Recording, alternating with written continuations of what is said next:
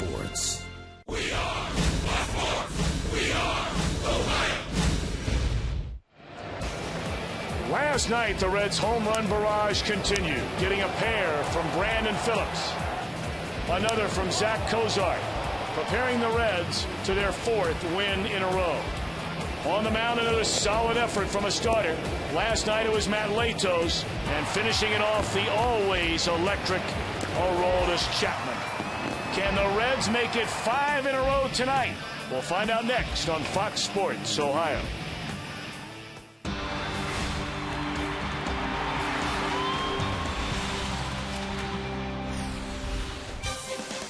Couldn't ask for a better weather night in downtown Cincinnati, and the crowd filing into Great American Ballpark for Game 3 of this 4-game set. The Reds have won the first 2 against the Atlanta Braves. And hi again, everybody. Alongside Chris Welsh, I'm Tom Brenneman. Welcome, as always, to Cincinnati Reds baseball. They've ripped off 4 in a row. They're 4 games over 500. And since getting back home, Chris, all of a sudden those bats have come alive. Yeah, nothing like a little home cooking to get those swings going. That's exactly what has happened in this series so far against the Braves. How about some home run baseball? You like the ball leaving the yard? Do chicks think the long ball? You're darn right they do. And the Reds are giving them everything that they are looking for. They have played big-time long ball, dialing 8 here in Cincinnati. 7 home runs in the last 2 ball games. In fact, they've not pushed a run across except by a home run. And you can see what they've done. Only 2 teams in Major League Baseball right now have 5 different players that have had 2 home runs in a ball game. The Reds and the Yankees. That's pretty good company. Not bad at all. And the Reds, of course, are beginning play tonight, a half game behind the St. Louis Cardinals in the National League Central Division. The Cardinals will be at it later tonight at home against San Diego. When we come back, the new Reds closer. Nothing but gas in getting the save here last night. We'll talk about Aroldis Chapman.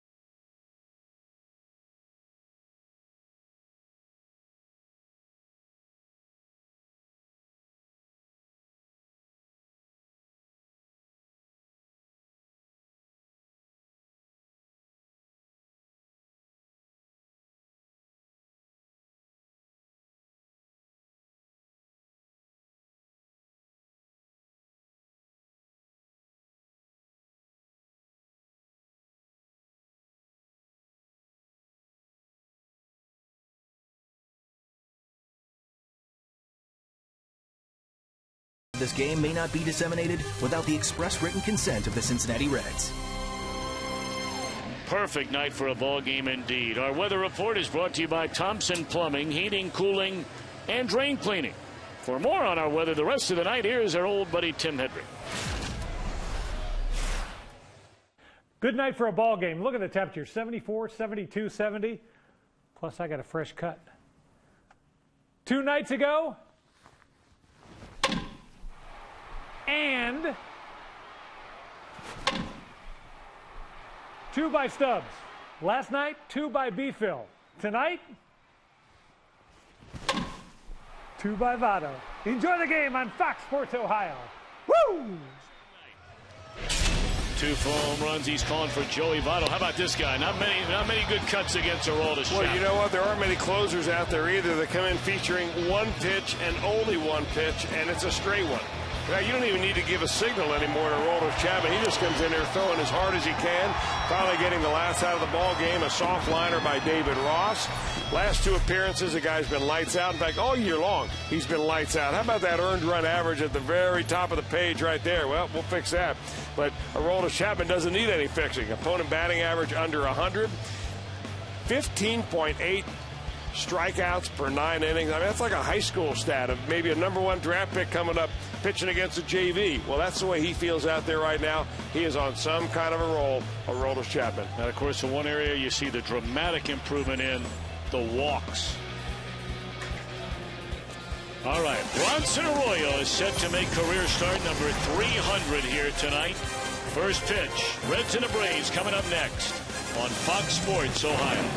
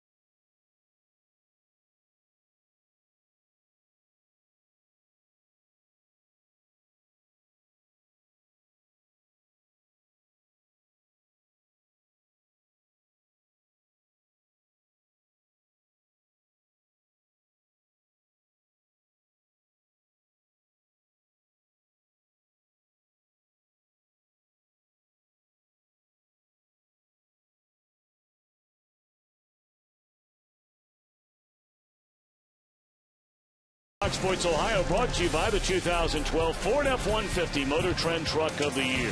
By Cincinnati USA, let us be your travel guide to Cincinnati. Visit CincinnatiUSA.com. And by Skyline Chili. Game time is Skyline time, so stop by your favorite Skyline Chili tonight. Reds and the Braves, game 3 of this 4-game series. Reds have held this Atlanta offense to a total of 3 runs combined in the first 2 games of this series. And Freddie Gonzalez lineup presented by Accent Visors. Michael Bourne, Martin Prado, Freddie Freeman at the start, Dan Uggla at second, Eric Kinski to start in right. And again, David Ross for Brian McCann behind the plate, Juan Francisco for Chipper Jones at third, Tyler Pastornicki at short, Tommy Hansen, a right-hander, on the mound, And Bronson Arroyo looking for his 3rd win on the year. Well, he's got 8 starts under his belt. Bronson Arroyo does. This is his 300th major league start. 114 versus 107 wins and losses for Arroyo, and he's been pretty good, although lately those home runs have been creeping up on him a little bit. 7 home runs in his last 6 starts. He gave one through the first 2 without giving up any at all. Michael Bourne had a big night here last night. Looks at a breaking ball, strike 1, and this game is underway. Bourne had the first leadoff home run of this season in the game last night. And for the first time in his major league career, he hit 2 home runs in a game. Cozart's got to get rid of it. And a nice play on both ends. Cozart and the Gold Glove winning first baseman, Joey Votto. Well, you played Michael Bourne the same way you played Drew Stubbs. And when you're an infielder, you've got to charge that ball. You just can't wait for that ball to get to you and backhand it. And you see the kind of circular motion that Zach Cozart does. A good pick at the other end. Always good with a scoop is Joey Votto. And that's the way you get things going here with a little defense. Well, that's a nice play. I just think about the difference between that play being out and safe. You got Michael Bourne on. He likes to steal a base. He gets the infielders nervous. Prado lifts a fly ball down the right field line. Votto giving chase and can't get up with it. Well, look at last night, Chris. I mean, in the first inning for the Reds.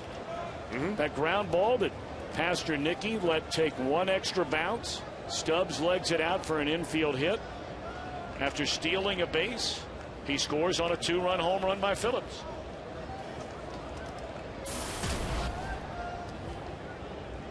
Prado 1 of 7 in the series, overall at .315, having a real good year.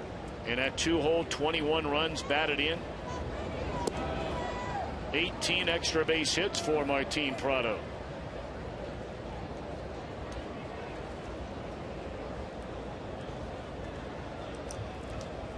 Arroyo threw 7 innings last week at Yankee Stadium as that ball is drilled into left center field. And that baby will bounce up against the wall. That'll be a 1-out double for Martin Prado. This guy's a good player. You get him a ball out over the plate, and he just seems to find a way to put the barrel of the bat on it. I mentioned last night that the Braves have one of those combinations where you have Michael Bourne leading off and then Prado. It's almost like you do have 2 leadoff men because they get on base so well. Up around 40% of the time. That ball about 2 feet from leaving the yard. Man, the ball is jumping out of here. Welcome to summer at Great American Ballpark. So now Freddie Freeman at .261 has 7 home runs and 32 runs batted in. Prado out at second with 1 out. At start at Yankee Stadium, Chris, you were there. I mean, Arroyo was just sensational. Through 7 innings, it allowed only a run-scoring ground out by Alex Rodriguez. Retired the first 2 batters in the 8th inning. Then he allowed that solo home run to Robinson Cano after another hit, a 2-run home run to Raul Ibanez. And it made what looked like a great outing into a good outing. Didn't make any difference after he allowed that ground out by A-Rod. The Reds were unable to score that night against Andy Pettitte. Yeah, that's the one flaw in that quality start, because you can go 6 innings and give up fewer than 3 runs, but if you pitch the 7th inning and give up 4 runs, or you pitch the 8th inning and give up 4 runs, then you blow your quality start. Hannigan can't find a ball. Prado a big turn and then slams on the brakes.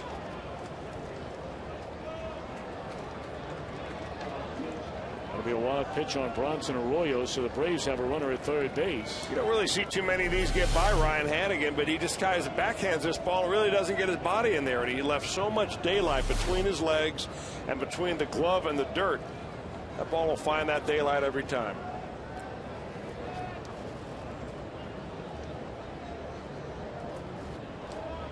Both teams scored in the first inning last night. The Reds scored in the first inning in the series opener. And now the Braves knocking on the door with a runner at third and 1 out here in the first inning of game 3. 3-1 to Freeman. Talked about Arroyo. He has really struggled in his career against Atlanta. Yes, it's a winning record at 6-3, but an earned run average of almost 6. Breaking ball swung on and missed. Good spot right there, down and in. That's the wheelhouse for a left-hander, but if you get it off the plate, it still looks good. It's a lot tougher to get the barrel of the bat on. Two of the guys that have hurt Arroyo through the years in the Atlanta batting order, neither are in the lineup tonight. That one's grounded fair, and Votto's coming to the plate, and they're going to get the runner at home. Boy, this Reds defense is something else. We talked about it last night.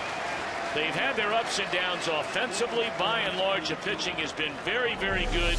But this defense is there every night. You know, I really love the fact that he's going to play aggressive to keep that run from scoring. There are a lot of teams out there saying, hey, you know what? Let's just get it out in the first inning and let the run score. We'll get them later on. But the Reds on the year haven't scored all that many runs. So you nip them whenever you can. Put a 0 on the board. I love that play by Votto. I guarantee if you're a starting pitcher, you're thinking about your earned run average at some point, you like that play as well. Now you get a chance if you're Bronson Arroyo getting out of here with nothing. Runner at first is Freeman, not a base stealing threat, but very much a home run threat at the plate in Dan Uggla. Looks at a ball. 5 home runs, 24 batted in for the Atlanta second baseman.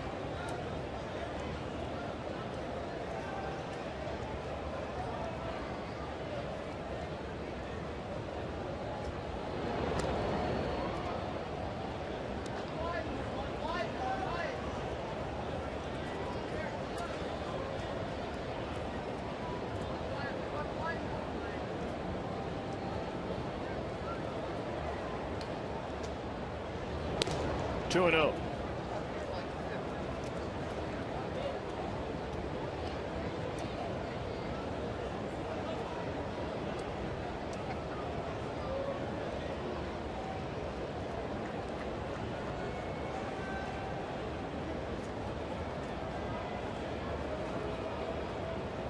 Freeman, a short lead held on by Votto over at first base. They still employ that big defensive shift that we have seen now through 2 games and an at bat when Uggla comes up. There you see Phillips on the third base side of the second base bag, and better be alive here on 3-0.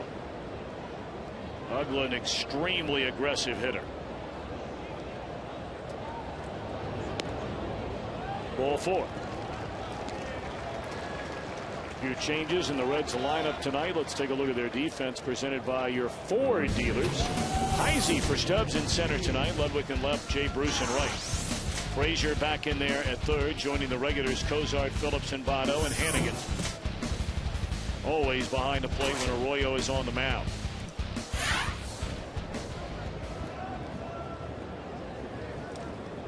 Heisey started the game in left field last night, had 1 hit in 3 at bats. Breaking ball, strike 1 to Eric Kinski, who starts in place of Jason Hayward tonight.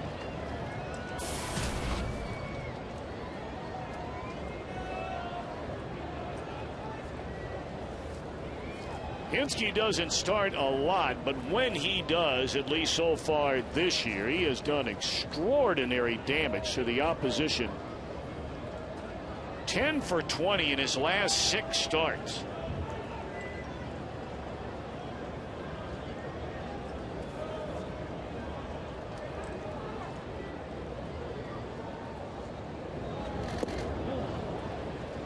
They appeal, and no, you made the point, Chris Welsh, that the home plate umpire, Ed Hickox, who took that foul ball right off the mask, is not out there tonight. Mike Estabrook is working in his place tonight at third base. Yeah, they're going to give Ed Hickox a few days off. We mentioned last night that he missed the entire 2009 season after he got hit in April. They put him on the umpire DL, and you know that was with a concussion syndrome.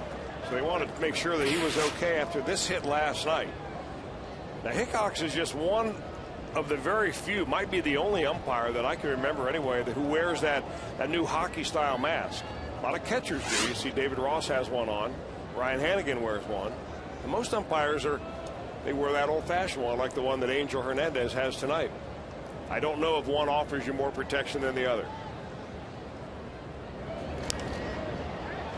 Fly ball, short right field, in the outfield grass. It'll be Phillips, and that is that. The Reds defense prevents a run in the opening inning.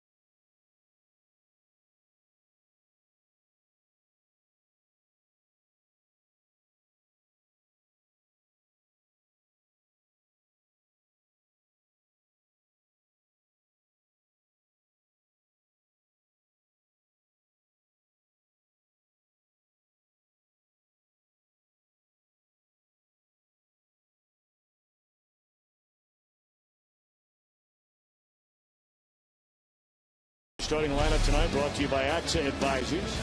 Cozart, Heisey, and Votto. Followed by Brandon Phillips, Jay Bruce, Ryan Ludwig. The latter third of Todd Frazier, Ryan Hannigan, and Bronson Arroyo. Tommy Hanson, very talented young right-hander at 5-3 on the year. Well, 9 starts for Hanson.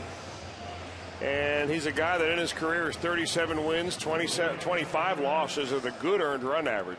Big, tall guy, 6 feet 6 inches, about 220 pounds. Came in third in Rookie of the Year when he broke in back in 2009. Won 11 games that year, lost 4.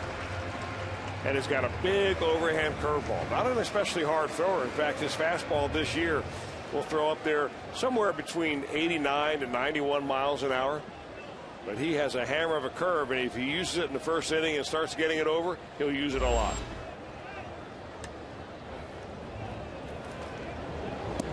Cozart looks at ball 1 away. Zach 1 of 4 last night, hit a home run, had 2 hits in the series opener, including a home run. Giving him a total now of 5 on the year, 11 batted in.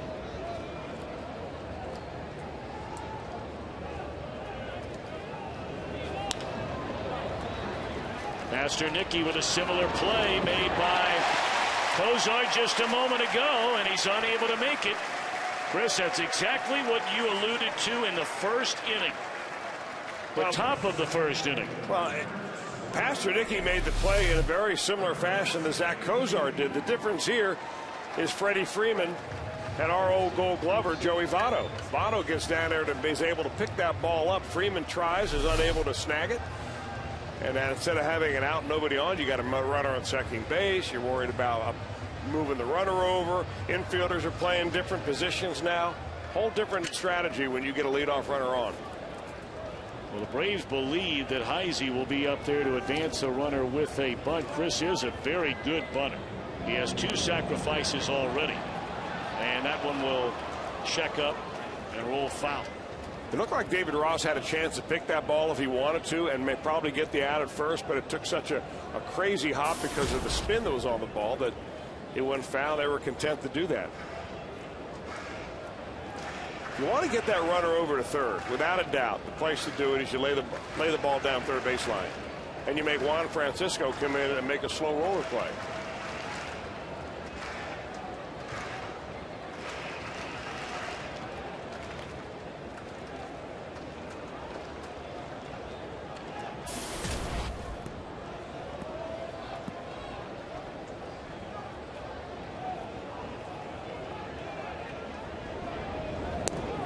Chris shows bunt again, takes away.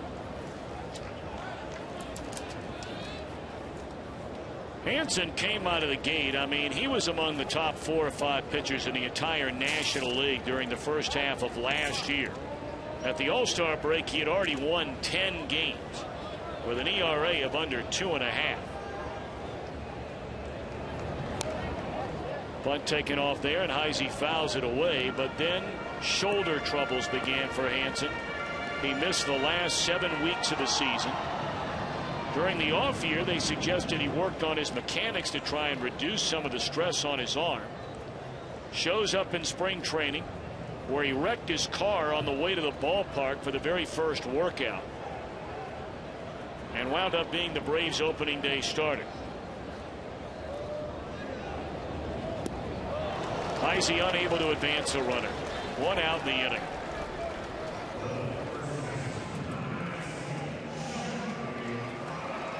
Take a look at Atlanta defensively, brought to you by your Ford dealers. We mentioned Hensky, the nod, and right in place of Hayward.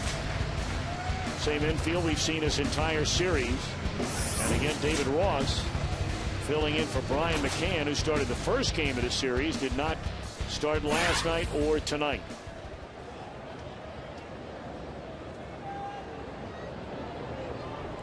So the Reds fail to advance a runner on to third. It's Votto's job to now try and get him in from second. Strike 1.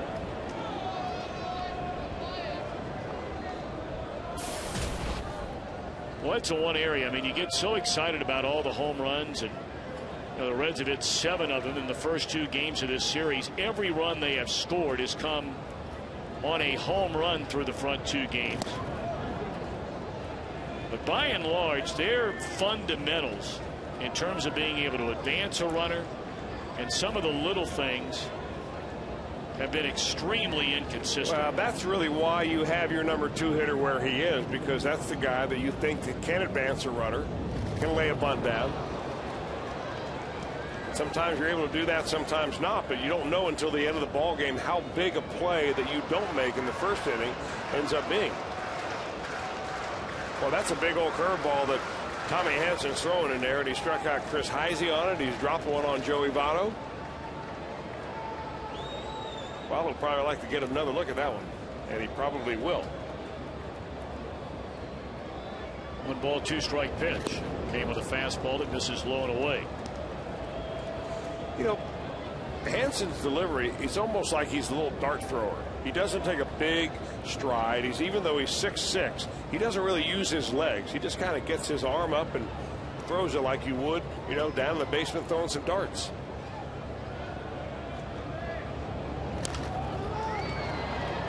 Runner will get to third, but there are 2 outs in the inning.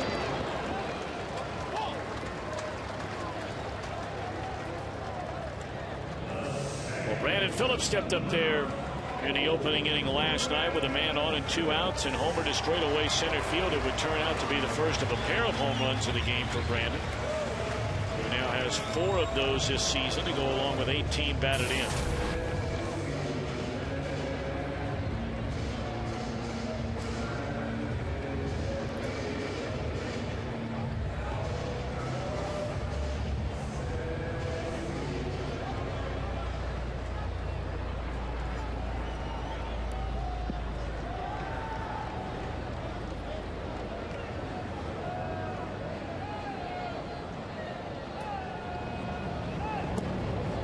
There's that breaking ball, and it drops in there, strike 1.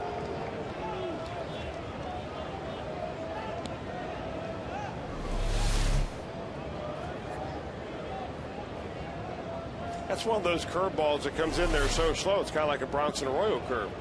A cartoon curve is what a lot of players like to call that.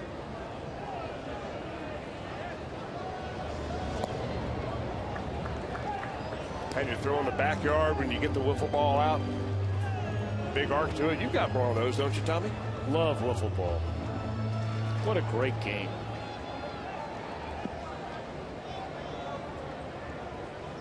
You still play it every now and again? Oh, yeah. Great game. I got the wiffle ball pitch of all pitches. Well, you should.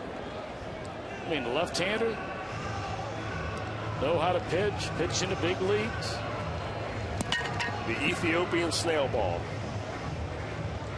Ethiopian snail ball. Yeah. I didn't know there was such a thing as an Ethiopian snail. There is. Well, there might not be, but there's an Ethiopian snail ball.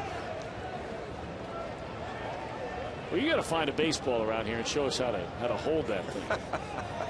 It's a secret. I can break it out on my son, so he'll quit whacking them all over the yard. Breaking ball away, 3 balls and a strike. Used to tell the kids no human alive can hit the Ethiopian snail ball. I like to see that Ethiopian snail ball sometime. You might get a chance. I'd love to. Meanwhile, Brandon Phillips looking for something he can drive out of here. He's got a good count. 3 balls and a strike. Hansen will look over at the runner and throws him a breaking ball in the outside corner. You can see the variation in speeds on some of the breaking stuff. Yeah, that's a slider right there. Right around 79, 80, 81 miles an hour is a slider. Slow curveball somewhere between 71 and 73. Fastball up around 88 to 90. 3-2 on Brandon Phillips. And a check swing, and just barely got a piece of it to foul it off. I mean, if you look at the stuff of Hansen, I mean, he is almost like facing Bronson Arroyo without the different angle of arm releases. Arroyo will drop down on you, throw sidearm. Hansen will pretty much stay in the same arm slot, but he'll throw the same variety of slow breaking balls.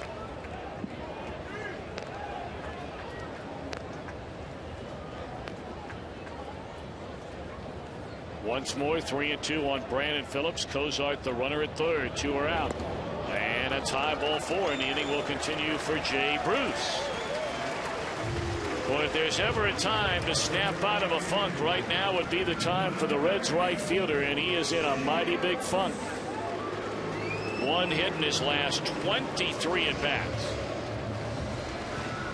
And really trying to snap out of what has been a season-long pattern, and that is hitting with runners in scoring position.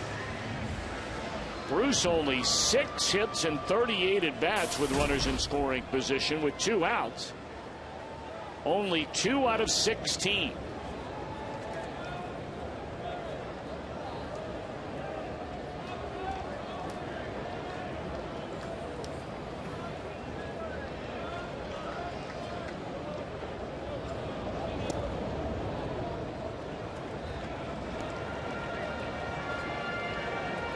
The overall numbers for Jay look good. Of course, he had that 2-week stretch where you basically couldn't get him out. He won a National League Player of the Week award.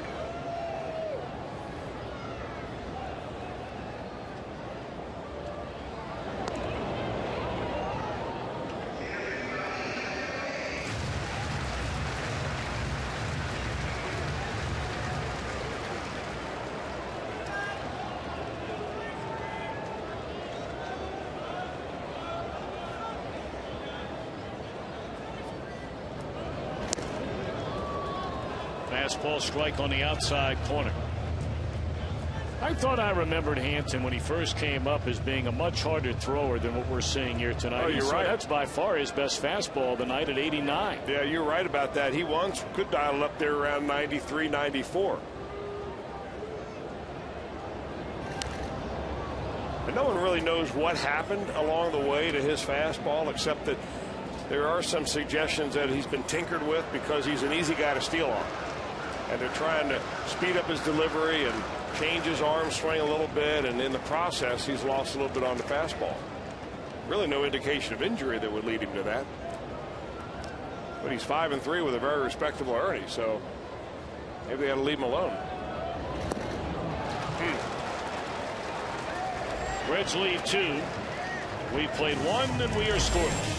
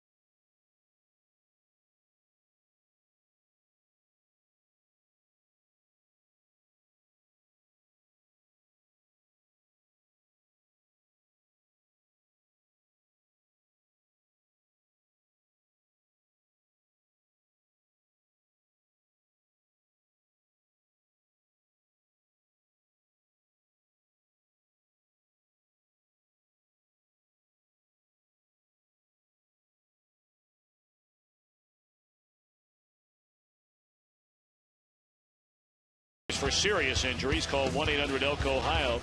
Well, when you score 4 or more runs, you know, a lot of teams have this kind of winning percentage, but look at the Reds this year. That's a stunning number. 21-3.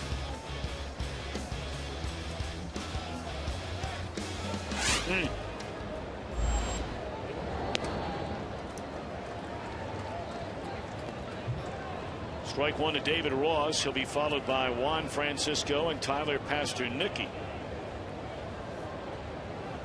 And the reason that winning percentage is around, what, 87, 88% is because of the dramatic improvement in terms of a team's earned run average.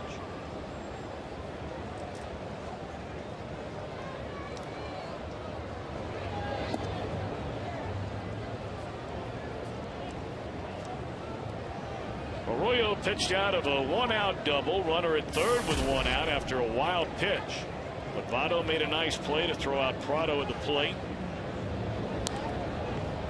And a real nice play made by Cozart on Michael Bourne to throw him out leading off the game. Or it could have been a big number up there for Atlanta.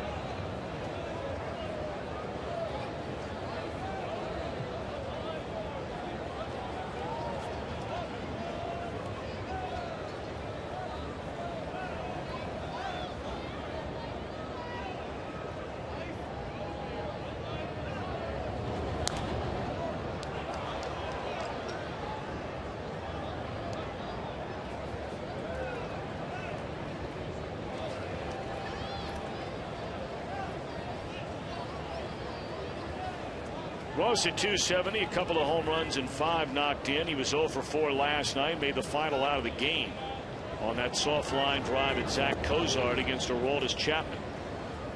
3-2 on Ross.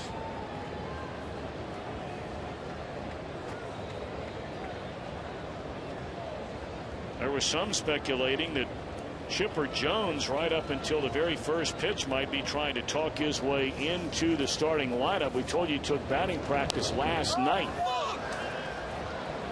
Was extended even a little further during BP today as Votto makes that play in foul ground for the first out of the inning.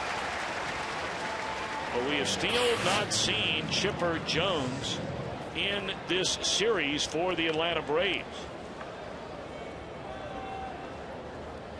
The Reds, of course, will honor Chipper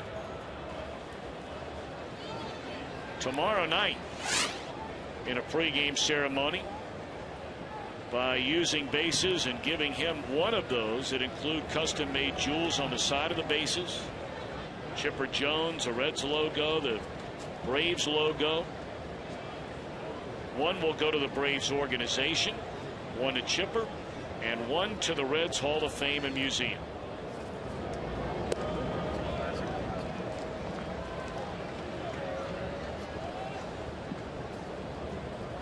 Most would agree, unquestionably a first ballot Hall of Famer. 5 years from now, he's already announced his retirement at the end of this 2012 season. He's not played for any other team than the Atlanta Braves.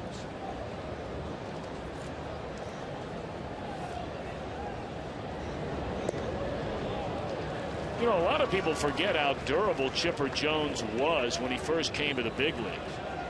From '96 until 2003, he averaged 157 games per year. Average. Those are his overall career numbers. 2-2 on Juan Francisco. Twice has had major reconstructive surgery on his left knee. Last year had it on his right knee.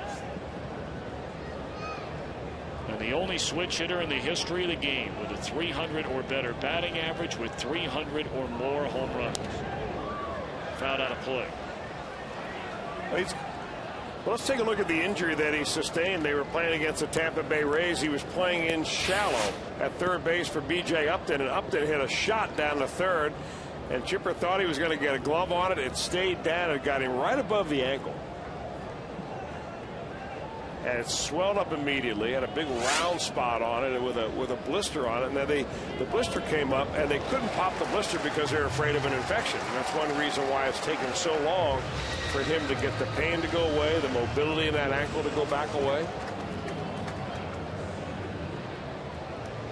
Talk about him being a switch hitter, Tom. You know, he tells an interesting story. When he was in rookie ball, he was struggling so mightily batting left-handed, switch hitting, that he wanted to give it up. So he told his rookie ball coach, I don't want to hit left-handed anymore. So the rookie ball coach said, okay. And then the reports began to file from rookie ball back to Atlanta. Chipper Jones hitting right-handed, hitting right-handed. 2 weeks goes by. Somebody from the front office comes down. They fire the manager, and they tell Chipper, you're hitting left-handed.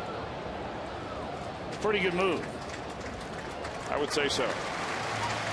1-2-3 for Arroyo. No score after an inning and a half.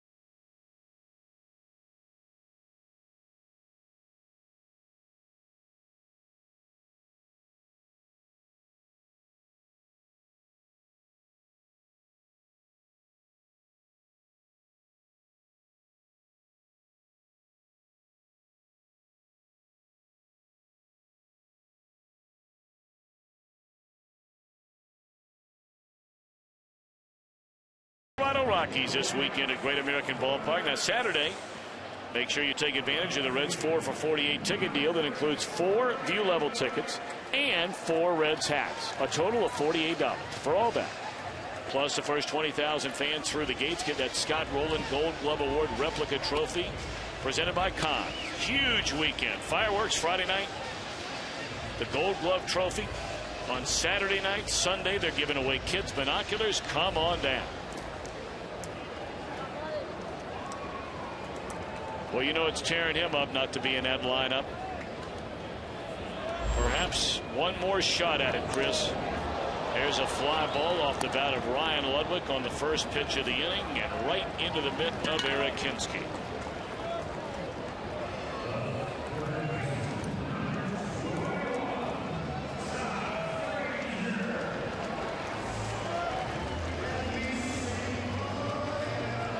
Nice thing is he's still around the ball club and is able to provide the leadership that he's been given his club ever since he arrived in Cincinnati, coming over from Toronto 3 years ago.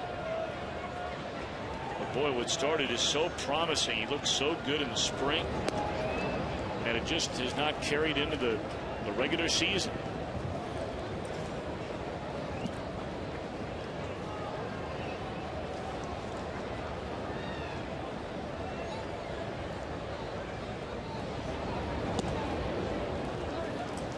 Frazier has really struggled trying to replace Rover. Now granted, it's his first time getting a chance to play with any regularity at all at the big league level, so the Reds are going to give this young man some time. Well, we say it over and over again, Tom. Every time a young player like a Todd Frazier gets a chance and he plays every day, and then the league gets a book on him. What can he do? What can he do? Where his weaknesses are? Where are his strengths? Right now, his strength is a fastball out over the plate, like most young guys coming up. So they're staying away from that. More breaking balls, change-ups early in the count, the kind of pitching that you don't see in AA and AAA. That you do see up here, and it's just a matter of adjustment for Todd Frazier. If he wants to stick up here and become an everyday player, that's the adjustment that he has to make. Well, you know, Chris, you always wonder, and we are not privy to any of this kind of information in any way, shape, or form. You know, Walt Jocketty has his group of baseball people, the Reds general manager, that really keeps a tight lid on anything that they might be thinking about or thinking about doing. Got fooled on that pitch and hooks it into left field, and an easy play for Prado. 2 are out. You know, Frazier is batting .184 in his start so far this year. Cairo got a rare start last night. We've seen Valdez from time to time. You know, the young man that they had just absolutely knocking the cover off the ball that we got to look at in spring training, who's got a chance to be some kind of player down the road for the Reds, is young Henry Rodriguez. But, you know, A, would you bring him up from Double-A, and B, you couldn't do it if you wanted to right now. He just broke his thumb. Well, you know, Dusty Baker, very patient guy. That's how he's earned a reputation for being a very fine player's manager, and he's going to stick with his guy. Because you never really know. I mean, you can't give a kid a week, 2 weeks, and say, okay, you've got a 2-week period. If you don't hit major league pitching in these 10 to 14 days, you're out of there. And if you know that that's your bubble, that's a hard thing to do. So you stick with him a while, see if he can relax, get his feet on the ground, get the flow of things going, try to pick his spots where he shouldn't be in the ball game, maybe especially against a especially tough guy.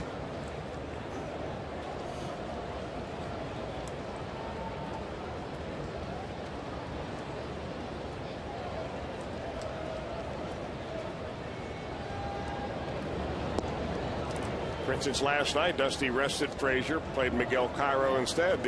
The odd thing is that over the last week or so, the Reds have seen a fair number of left-handed pitchers. And you would hope that over that period of time, Frazier would begin to kind of get the feel of things. That just hasn't happened. It might. You hope it does. Breaking ball in there, a strike to get ahead of Ryan Hannigan from Hansen. 1 ball and 2 strikes. He's got to be thinking, this is just like catching Arroyo here. Big old dewdrop in coming in there.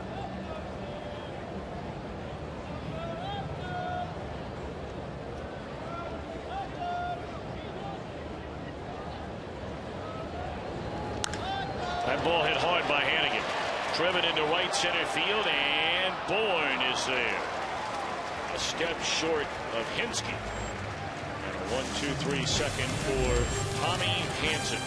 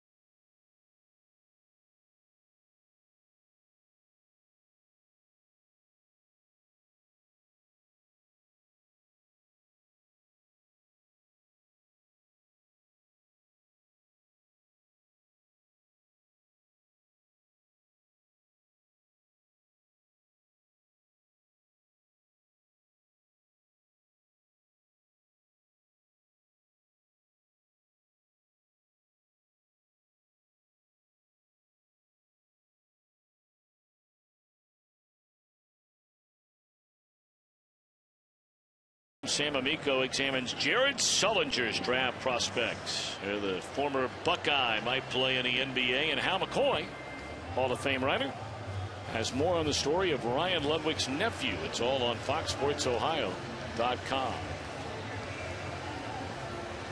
I want to send out a big happy 91st birthday tonight to Mary Riley in Ironton, Ohio. Get well soon. To Ann Wilson as well, watching in Kentucky, who recently returned home after suffering a mild heart attack. She said the worst part of it all is that the hospital didn't have the Reds games, and have to call other folks and get updates on what was going on. So Mary Riley, happy birthday, and Ann Wilson, you get well, young lady.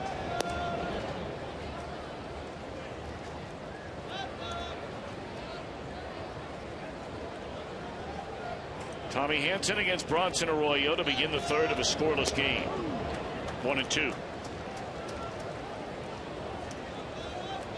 Hansen only 1 hit in 13 at bats this season.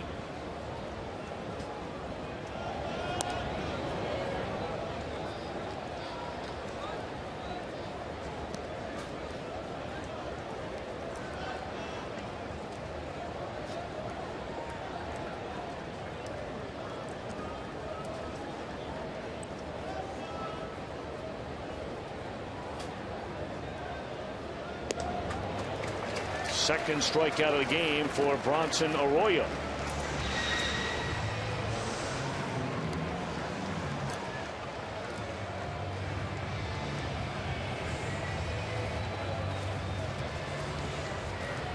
Talked last night about how well both of these teams have been playing after somewhat sluggish starts. The Reds lasted a little bit longer than the Braves. But you go back to the 19th of April. And these are 2 of the top 3 best teams in the National League outside of the Dodgers. Reds have won 19 of their last 30. The Braves have won 19 of their last 32.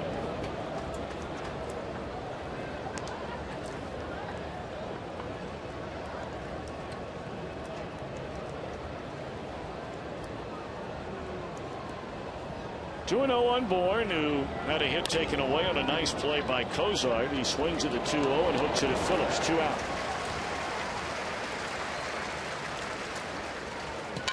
Now you fall behind a guy like Michael Bourne doesn't mean you have to throw fastball. This is our Mazda pitch-by-pitch look at this at bat with Michael Bourne. First pitch changeup away, another changeup right there. How about one more changeup? Yep, that one works finally. Maybe thinking he's getting a fastball 2-0 from Bronson Arroyo. You don't always get that, and Michael Bourne retired. One thing he showed the Reds last night, that he can turn on an up and in fastball. Prado nearly clubbed a home run to the deepest part of left center field in the first inning. Missed by a couple of feet. Wound up at third base with 1 out, but was thrown out of the plate on a ground ball to Joey Votto.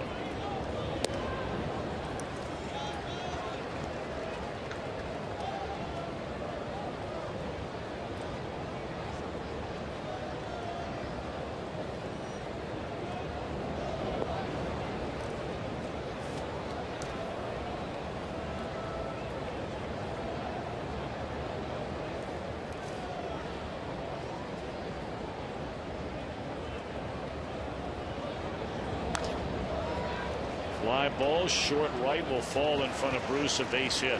Or some guys just have a knack for getting base hits to drop in there, don't they? This guy's one of them. He went within about 2 feet of hitting one out of here first time up, and here he gets jammed badly. Up and in. Flares it on in there.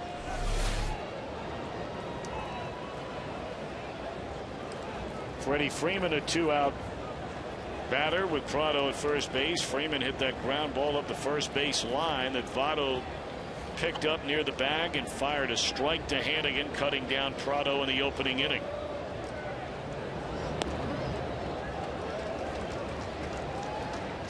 Colorado tonight batting in the third inning, trailing Miami already 3-0. The Rockies will be flying in here later tonight, and you talk about a team that is desperately in search of an off day and just a break. It would be the Colorado Rockies. They have lost 6 in a row, and the only team in the National League with a worse record than Colorado is Chicago. 15 wins against 27 losses. They'll start a series here Friday night. And they'll take a good look at Johnny Cueto. Welcome to Cincinnati.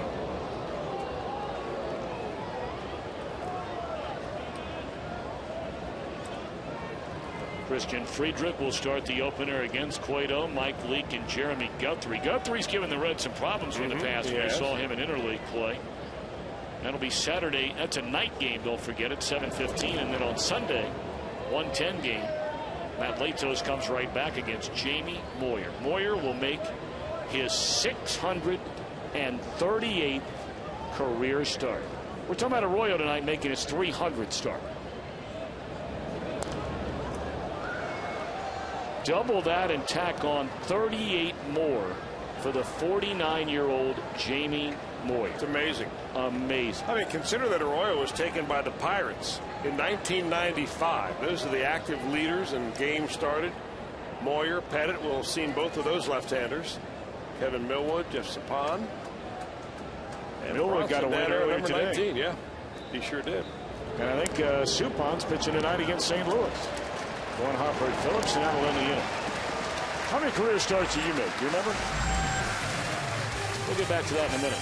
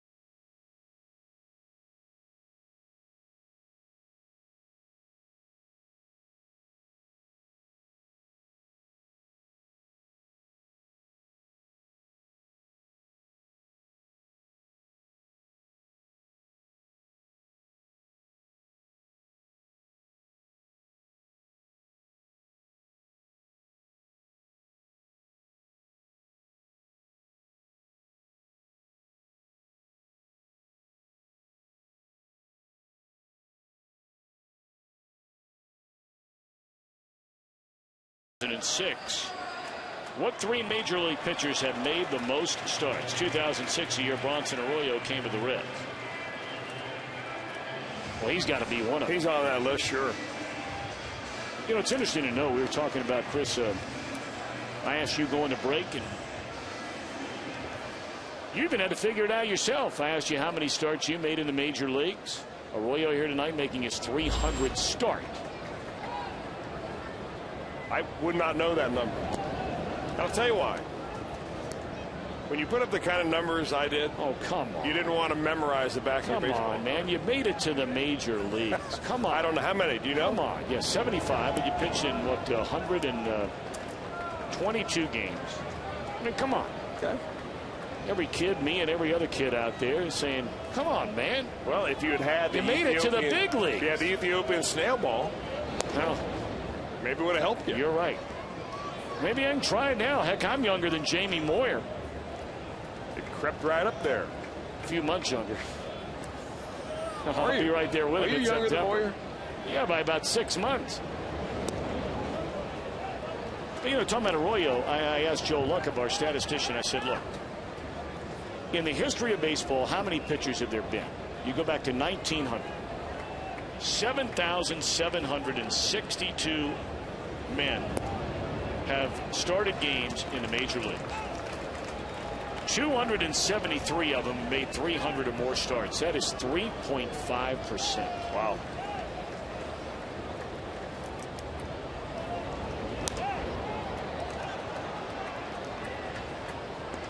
So that's why, you know, when you hear people, and you brought up his career numbers earlier, over 500, over 100 wins.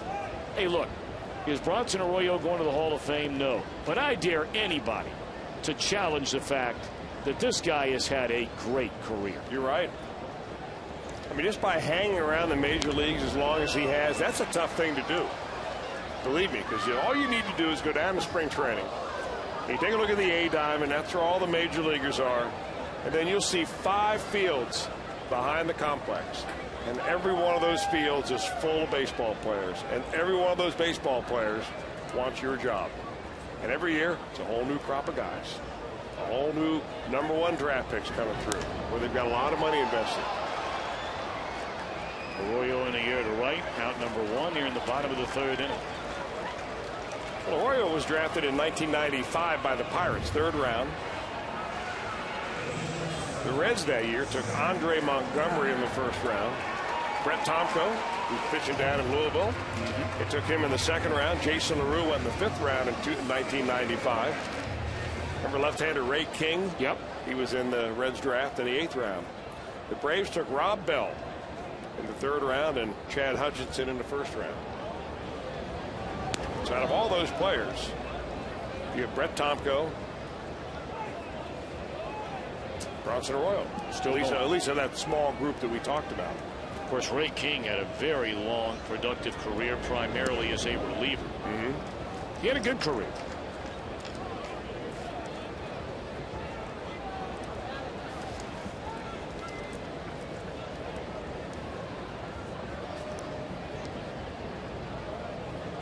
Oh, and 2 on Kozar, who reached on an error by the shortstop Pastor Nicky in the 1st inning and wound up being stranded at 3rd base.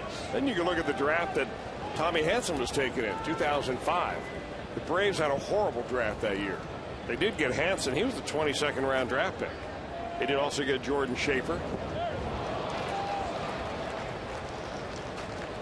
The Reds that year, they cleaned up in 2005. Jay Bruce, Travis Wood, Sam LeCure, Carlos Fisher, Logan Ondrusek, and many people don't know John Axford in that draft. That was a draft and maybe 1 or 2 before it where the Reds finally began to make the turn and do a much better job in drafting. Yeah. But that 2005 draft, you're right, that's the one that is paid as a draft class the biggest dividend so far.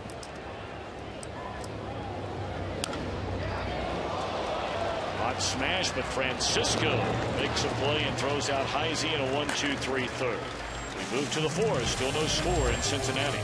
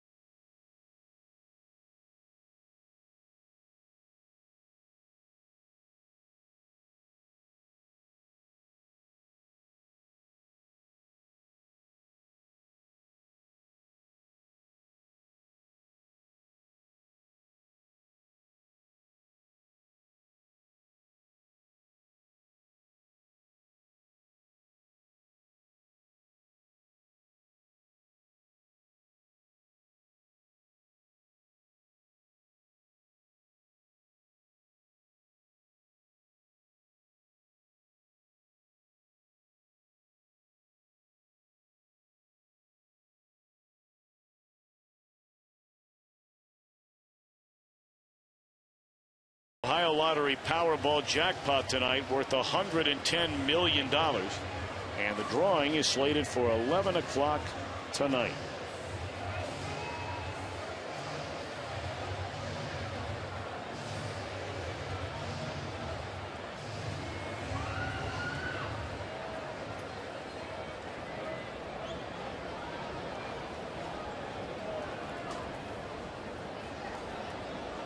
Four, 5, and 6 in the Atlanta Braves batting order tonight. That means Uggla, Hinsky, and Ross. Scoreless game, and Uggla takes up and away ball 1. He walked his first time up.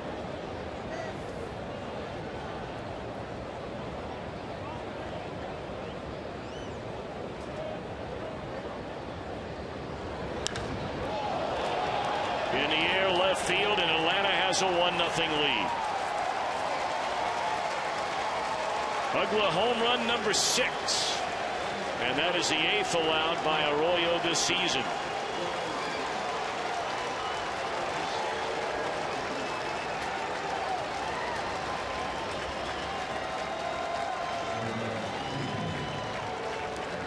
Now they got a fastball, did Dan Uggla, and you know you wanted to get that baby right inside. A sinker that did not sink, not when you throw it about waist high, and Uggla punishes it.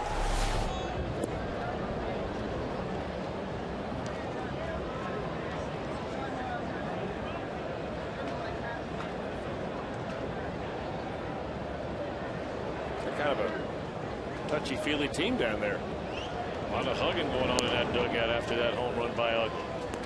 Just think if they had hit as many home runs as the Reds had the last 2 days, they'd be doing nothing but hugging. Their arms would be tired. Well, I know one thing. I think I'd rather give Uggla a hug than give him one of those forearm shots that they were giving each other, you know, like the Bash brothers used to do. How about him giving you a bear hug, though? No. Talked about Uggla, the all-time major league record holder for second baseman with 530 homer years. Well, this time a year ago, this guy was looking for anything he could find that would be considered good, and that is not an exaggeration. You may remember after coming over, signing that huge contract, he was batting in the 100s about this time a year ago. Pinsky gone swinging. But really, he was the only Atlanta Brave that was able to maintain and play well from an offensive standpoint through the remainder of the year. I mean, man, did he get hot. He wound up hitting a career high 36 home runs. It began with a 33-game hitting streak the day after Independence Day and running through the middle of August.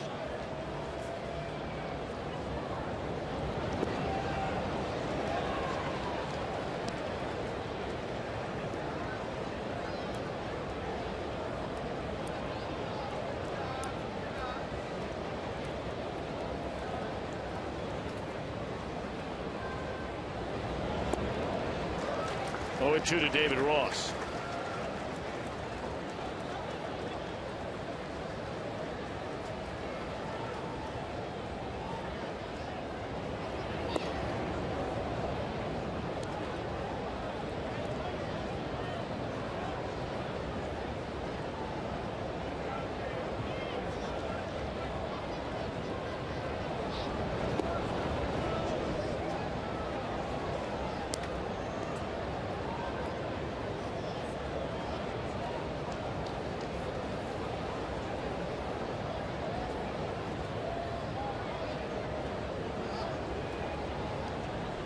Two balls, 2 strikes, none on, 1 out, 1 run in on the home run by Dan Uggla.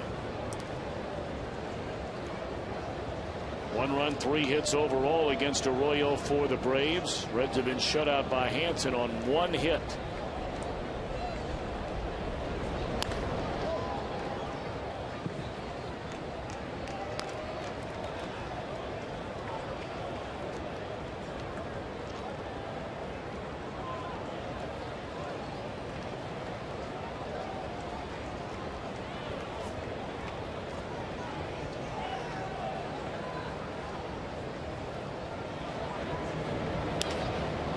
Off the end of the bat, hooked into left field, and Ludwig there, 2 out.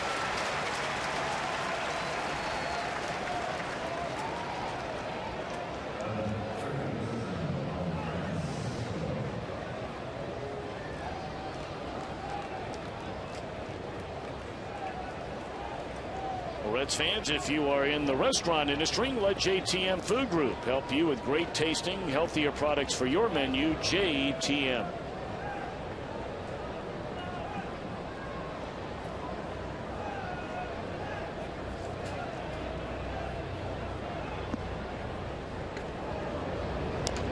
Little number by Francisco. That's easy for Arroyo, and that's all in the Atlanta 4th inning. But they get a long one from Uggla to take a 1-0 lead.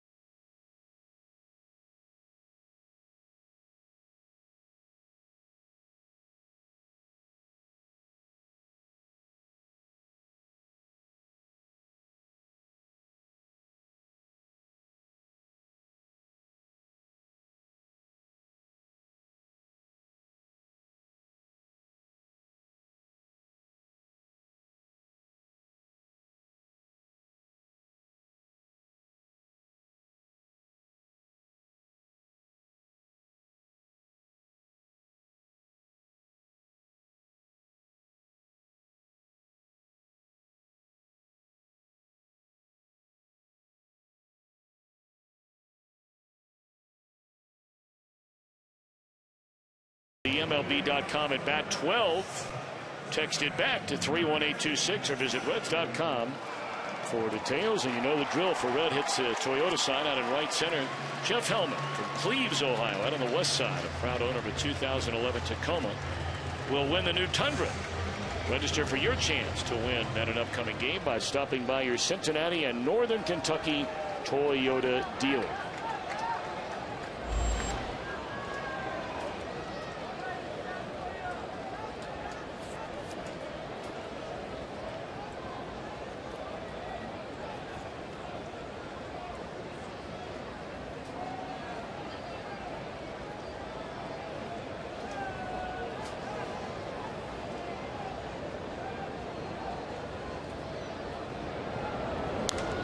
Joey Votto to start things here in the Reds' fourth inning. Dan Uggla homered in the top of the inning, the only run for either team so far tonight. Boy, this guy is really amazing to watch, in as much as Bronson Arroyo. Arroyo has become one of my more favorite pitchers to watch just because he pitches. He doesn't rear back and throw. And Tommy Hampson is giving a nice clinic tonight on how to get by with fastballs that are really less than what Major League average is. But he spots the ball, gets it inside, changes speeds, moves the ball around the different parts of the strike zone. You'd think a big burly guy like Hansen would rear back and just try to fog it by it, but that is not the case.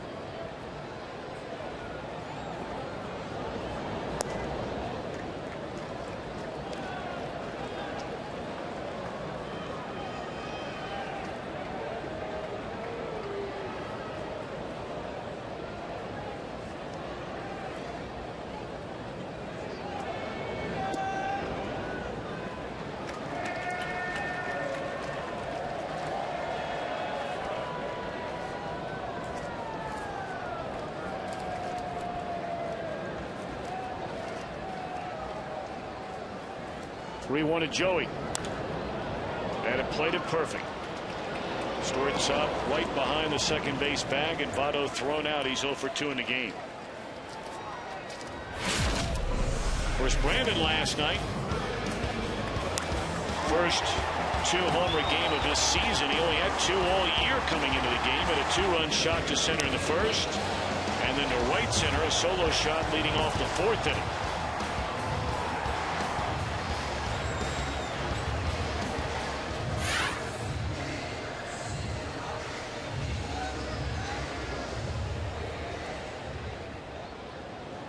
He made a couple of mechanical adjustments that he was talking about last night in that post-game interview with Jeff McCord. I thought were very interesting.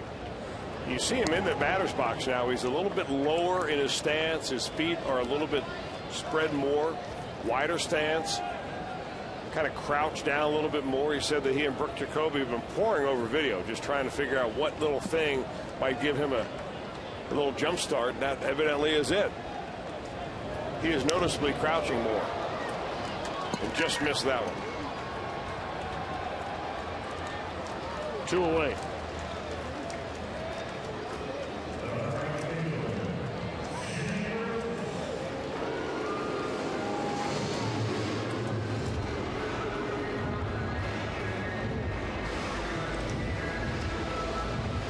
Well, Brandon Phillips back in the first inning was the last Red to reach base against Hansen. 9 straight retired, and here's Jay Bruce, who struck out ending the first inning with 2 men on. Boy, even on that inside curveball, you can see his shoulder fly, his head fly, trying to hit that ball. But bailing out is not one way you're going to get it done. Inning over. 1-2-3 go the Reds.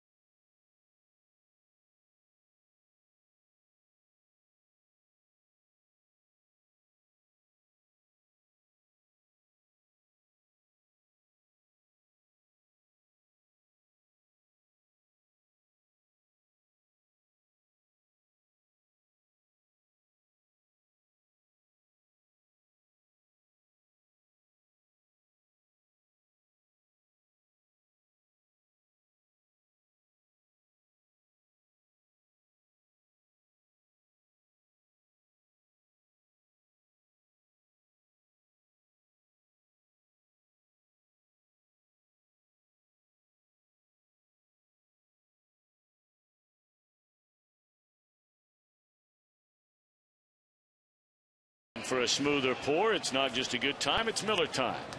All right, let's answer our AT&T trivia question tonight. Since 06, 3 major league pitchers have made the most starts. We figure Bronson Arroyo is one of them. He is. And so is his buddy Derek Lowe. And Danny Herron, I would not have guessed that for Danny Herron. If I'm not mistaken, Danny Herron has not only made the most starts, Danny Herron has by far, not by a little bit, by a pretty substantial number, pitched the most innings among all pitchers since that season.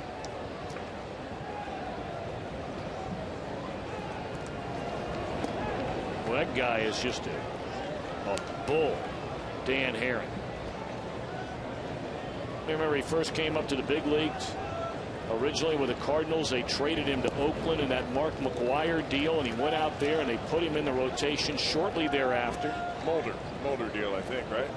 Was it the Mulder deal? Yeah. Okay. And I mean, he's been going strong ever since. It's not like these guys that make all those starts, like Arroyo or Derek Lowe, feel good every time out. I mean, you're going to go out there. If you're going to start 30 games a year, there's got to be 5 games that you just feel terrible. Your arm hurts, your back hurts, your neck hurts. You have the flu. You have a cold. These are the guys that answer the bell. I remember you and I were doing that spring training game this year. We both thought it was a real good gamble when Cleveland made the trade for Derek Lowe. He had a bad year last year, but he's never been a guy who relies on power pitching, gets a lot of ground balls, and if that sinker would come back this year, and boy, has it come back. Lowe has been among the real surprise stories in all of Major League Baseball, much like the Indians, who, by the way, rallied again last night to beat the Detroit Tigers. They're in the 6th inning tonight, 1-0 game, Detroit.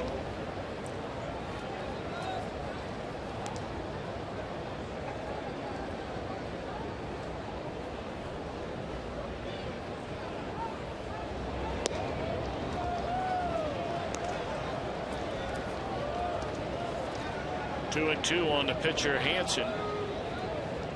And Arroyo right back to work. We'll do it again.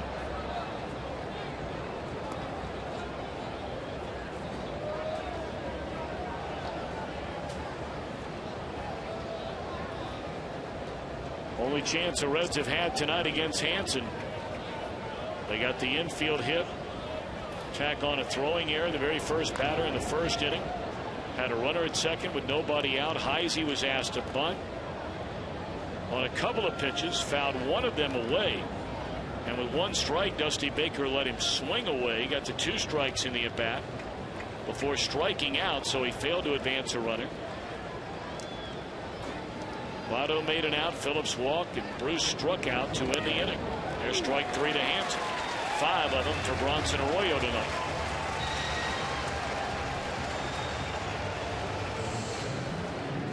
Well, a lot of you will be staying up later tonight. The Columbus Crew will be playing their 2nd game in 4 days.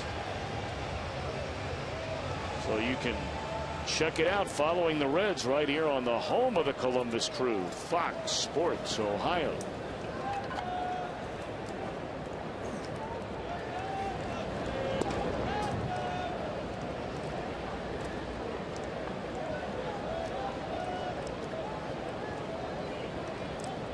Bourne hitless in 2 at-bats. A ground ball to short and a ground ball to second. 1-1.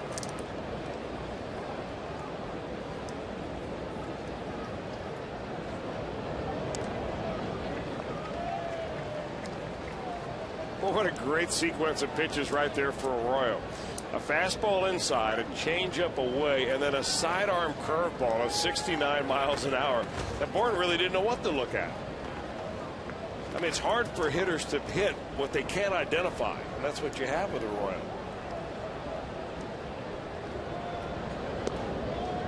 Fastball, hoping to get Bourne to chase it up and away. 2-2 the count.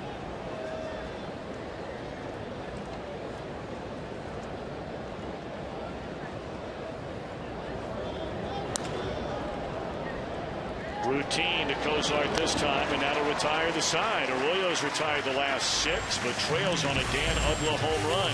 1-0.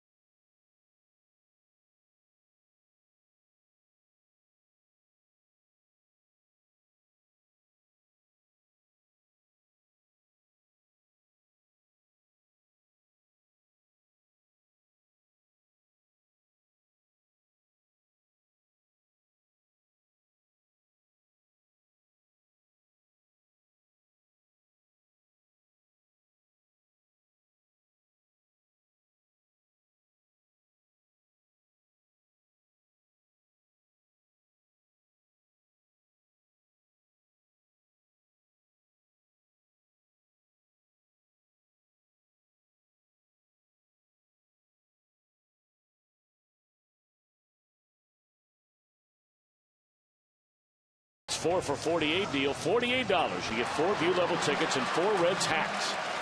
And again, a reminder, this weekend there is everything and then some happening. Fireworks Friday. The Scott Rowland Gold Glove Award replica trophy giveaway on Saturday. Kids binoculars giveaway on Sunday. A great weekend. 513-381-REDS or visit Reds.com for tickets. It is supposed to be very, very warm over the weekend. A lot of sunshine. But for the first time all year long, the temperatures will start knocking on the door of 90 degrees. So dress accordingly coming on down. All right, Ryan Ludwig to lead it off. Second at bat tonight. Ludwig has swung at the first pitch, and the second time he's popped up. 1 out. Well, he's had fastballs to hit in each of those 2 at bats. You just got him out on the end of the bat. I think the tendency when you face a big guy like Hansen is that ball is going to get in there quicker than it does, and you're just a little bit ahead of things.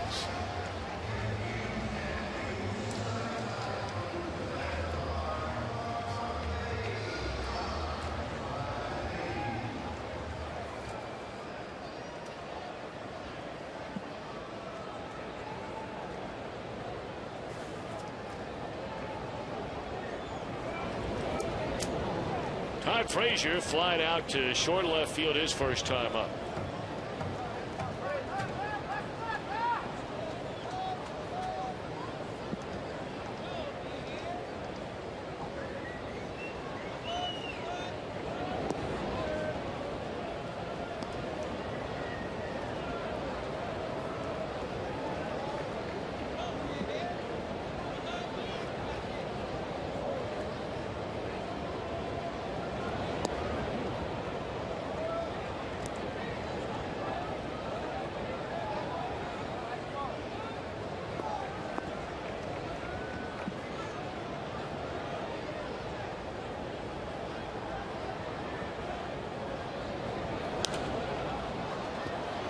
Boy, the Reds are not hitting anything with any thump to it whatsoever here tonight. I mean, this guy is just dominating the Reds. And this is not a dominant pitcher. Good pitcher, not a dominant pitcher. Only 3 strikeouts. He's pitching to contact and working on his 4th consecutive 1-2-3 inning.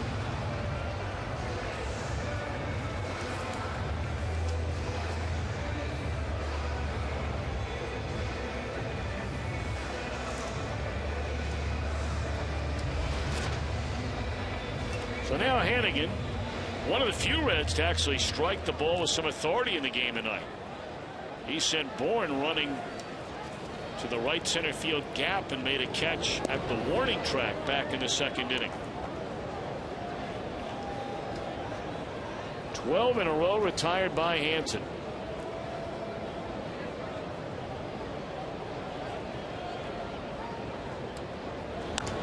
And there's a base hit to break the streak. Well, Hansen has done the same thing in back-to-back at bats to Ryan Hanigan. Tried to sneak a fastball by him. Hanigan nearly got him. The first time up, flew out to deep center field. That time he tried to sneak one by him again, and Hanigan was right there to lay out a line drive into center field. Only the second hit of the night. First one was an infield hit by Zach Cozart.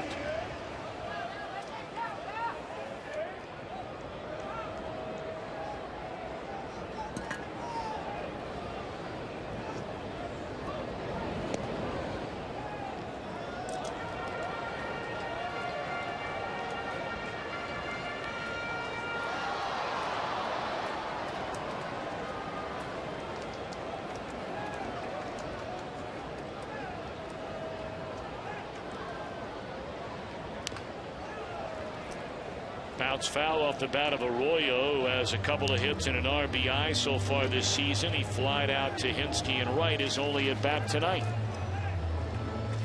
1 run, 3 hits for Atlanta. They've left 3 men on base. No runs, just 2 base hits for the Reds. And the Reds have stranded 2. Both of those were in the opening inning.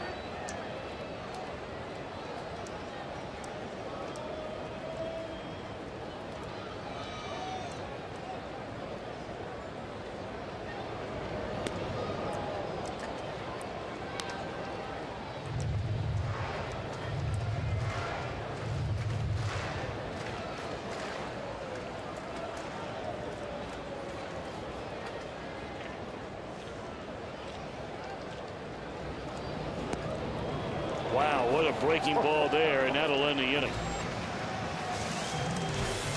Still 1-0 Atlanta at the end of 5.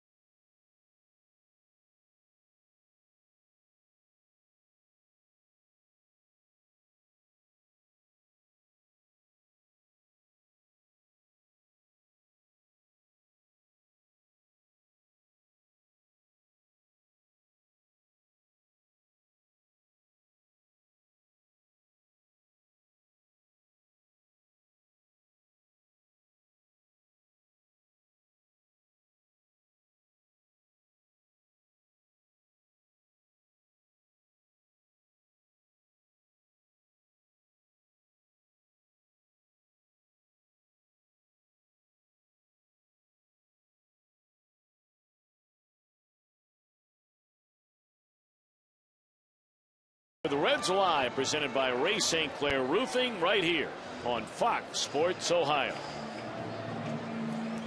Well, in the last at bat that Bronson Arroyo had against Michael Bourne, we're going to show you 2 different pitches, 2 different release points. So imagine you're Bourne in the batter's box, and you're looking for the ball coming out of where that arm slot should be. Over here, you've got a high arm slot, and then he comes sidearm with a 69-mile-an-hour backdoor curveball.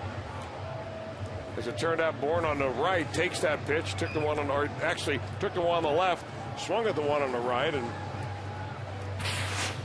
that's one of the reasons why it's just difficult to hit this guy. Now, last year he made mistakes. Big thing I see, though, different, Tom, this year from last year, he's got so much more movement on that sinking fastball. Last year, it was just as straight as a string. He took some advice from Mike Leake. Said, this is how I hold my two-seamer.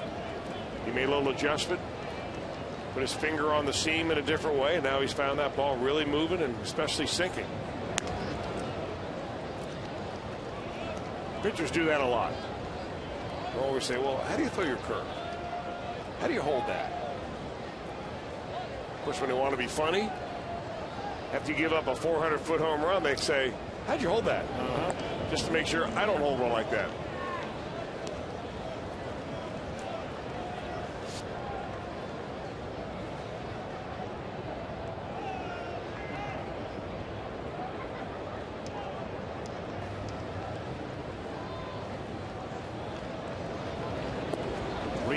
Prado. This is a very important inning for Arroyo and the Reds. You're already down 1-0. You managed only 2 hits in the game against Tommy Hanson.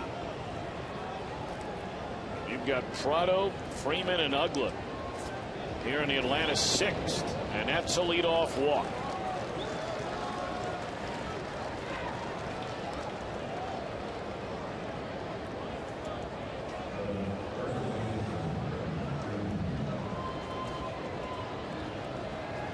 Two of them in the game for Arroyo. He's only walked now 8 batters the entire year in 57+ innings.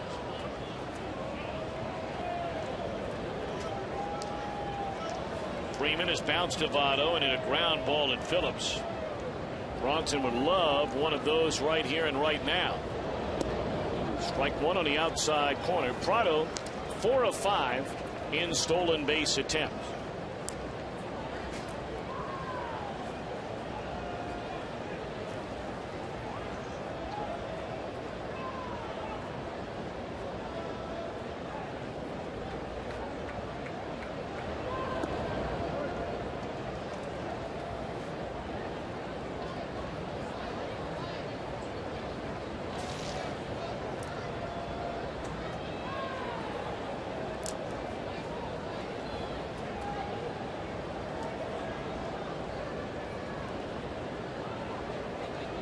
One ball, one strike to Freddie Freeman, and that one is driven hard the other way, but right at Ludwig for the first out here in the Atlanta 6th inning.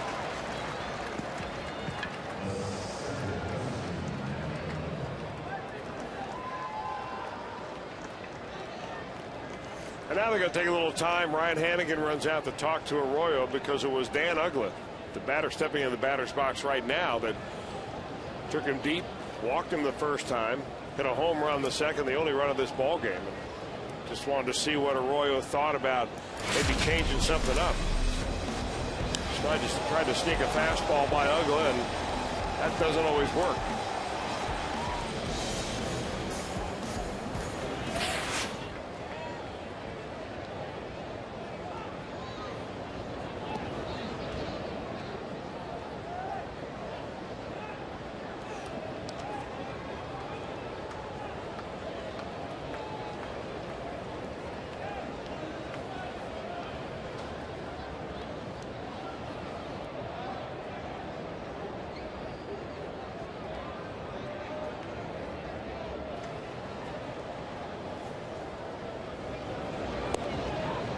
Breaking ball away, and now Uggla 2 balls and no strikes.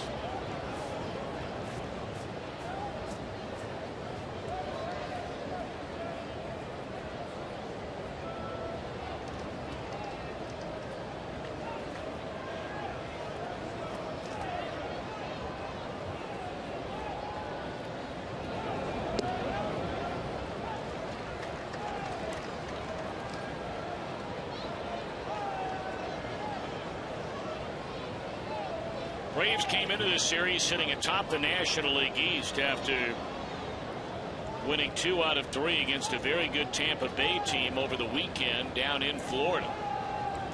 But with back-to-back losses coupled with a 3-game winning streak by the Washington Nationals, and going into play tonight, it's Washington again as the division leaders. Washington going for another win tonight in Philadelphia. They're going for the 3-game sweep. First meeting between those two teams since Cole Hamels.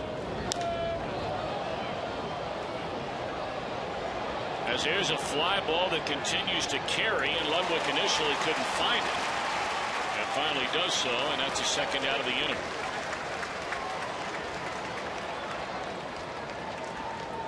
Trying to finish that thought about he hit Bryce Harper, you may remember, and Hamels admitted to it after the game. Kind of bragged about it, really. Said, hey, that's old school, and I'm old school. That's what Bryce Harper promptly did after he got on base. He ended up getting over to third base and stole home on him. Yep. And Mike Rizzo, the fiery Washington Nationals general manager, boy, did he just come out swinging when they asked him about Hamels hitting Bryce Harper. That already was a pretty good rivalry, but a one-sided rivalry, the way Philadelphia's dominated that National League East the last handful of years. Well, the game appears to be on this season. Strike one to Hensky. That's quite a division so far this year. Going into that series, every team in the National League East was at 500 or better. Now, Washington's won the first 2 games. That sends Philadelphia to 2 under. But the Mets won again today. They're 4 over. Miami 5 over. These Braves are 8 over, and the Nationals trying to get a win tonight to go 10 games over the 500 mark.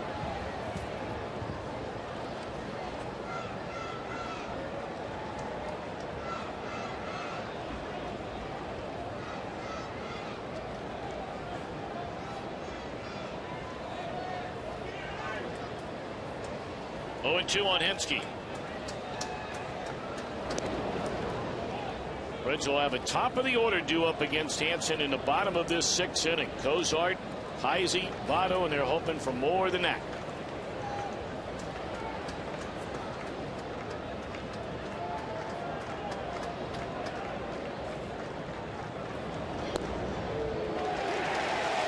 Getting over.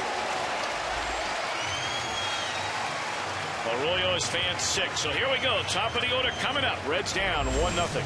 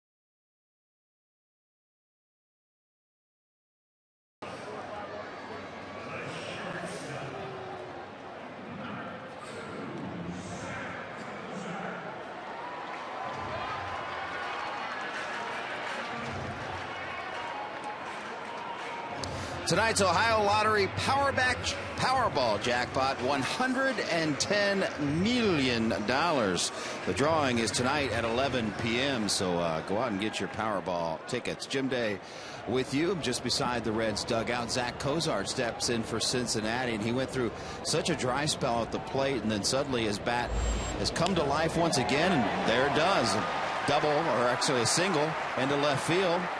And he gives the credit to Dusty Baker. He said that Dusty took him aside and said, "You are not starting your swing early enough."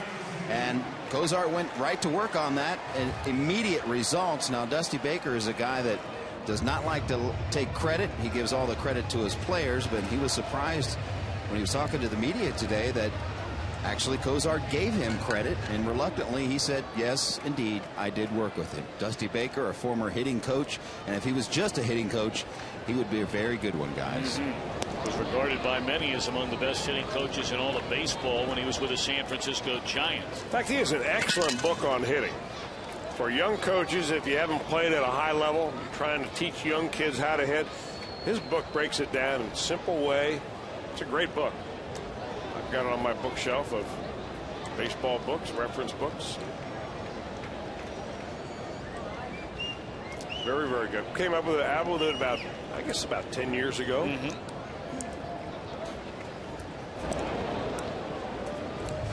Well, you know, look, as the years go by, I mean, it's very easy to forget what an outstanding player Dusty Baker was. I mean, you know, there's a whole generation of people out there that have fallen in love with baseball, that the only thing they know about Dusty Baker is he was a manager of the Giants, manager of the Cubs, and now in his 5th year as manager, of course, of the Reds. But as an outfielder, 19 years, played over 2,000 games, nearly 250 home runs, over 1,000 runs batted in, 6 times was an all-star. I mean, this guy could really play the game, and you talk about stepping up when it mattered most back in that '81 World Series for the Dodgers. He played in 5 of them overall, 3 as a player, 2 as a manager. But boy, he was on his game. MVP of the '77 National League Championship Series against the Phillies. Good team player also. Yep. I mean, moved runners over. He just was a guy that you knew when you played against him. He was out to beat you.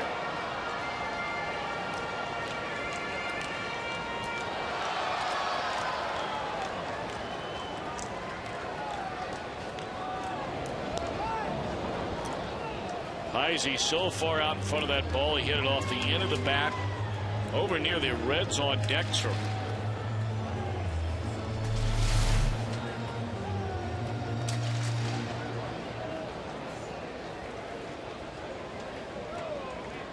Hard to do.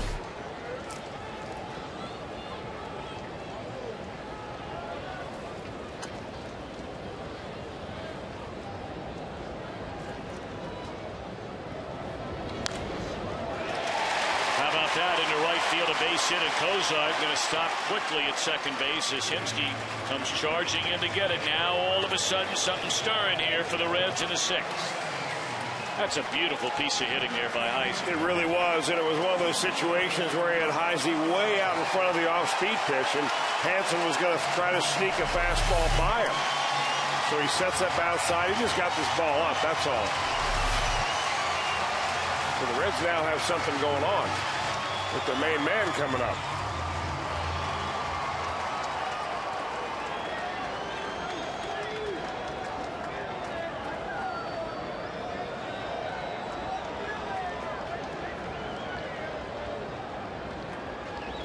Quiet night for Joey so far.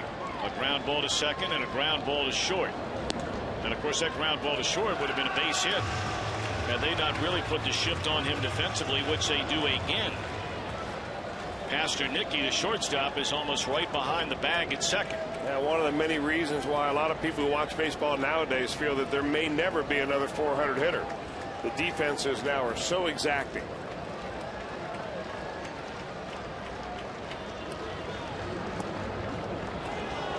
One and one to Votto. Well, you're talking about the 3rd time through the batting order now for Hansen. His pitch count is very, very good. Only 73 of them. He's pitched under very little stress. The only threat for the Reds all night long came back in the 1st inning.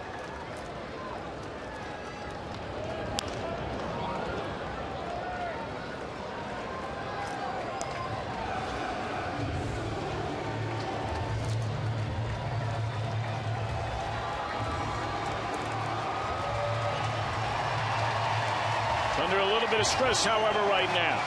Cozart started the inning with a single to left. Heisey a single to right. Nobody out.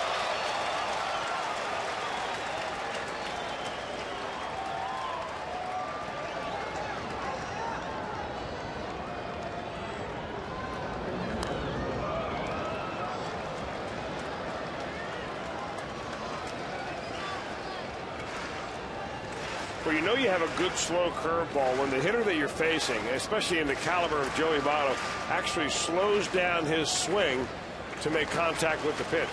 That's what Votto did right there. But he's good at staying alive.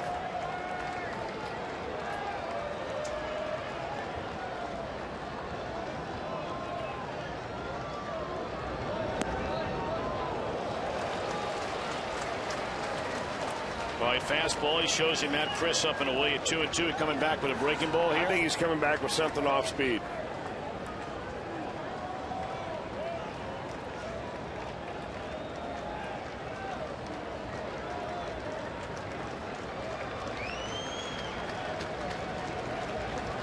Two and two to Votto. 2 on and nobody out. Pulled him with a fastball. Looked like Votto was guessing there, because that was only 89 and he was very tardy. Now that's really where the range of the fastball for Tommy Hanson has been tonight. 88, 89, and a ground ball, couple of ground balls for Votto, and now a strikeout. That's a huge out for Tommy Hanson.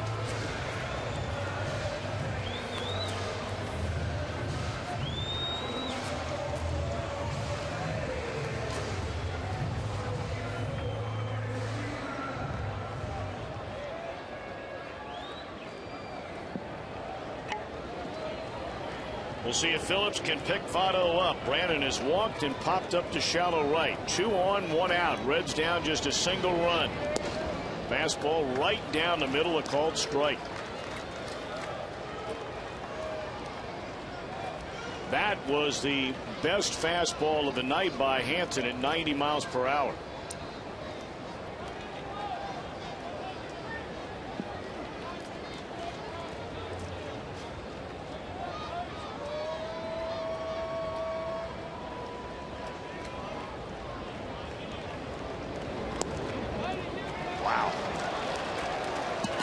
Can't do it much better than that. You can't place it out there any better. You want to feather a little slider on the outside black. Get your detail brush out, and there it is.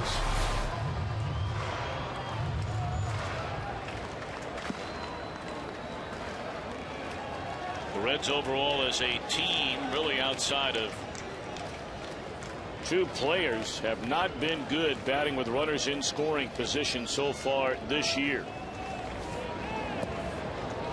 As a club, they are batting as a team 199 with runners in scoring position, which, you know, the other way of looking at it is you can't be any worse than they've been in these situations, and yet they're 4 games over 500 and a half game out of first place.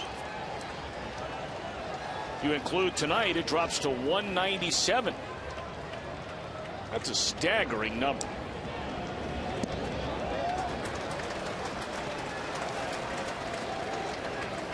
Told you Bruce is in the 150s of the regular players. Cozart, same number.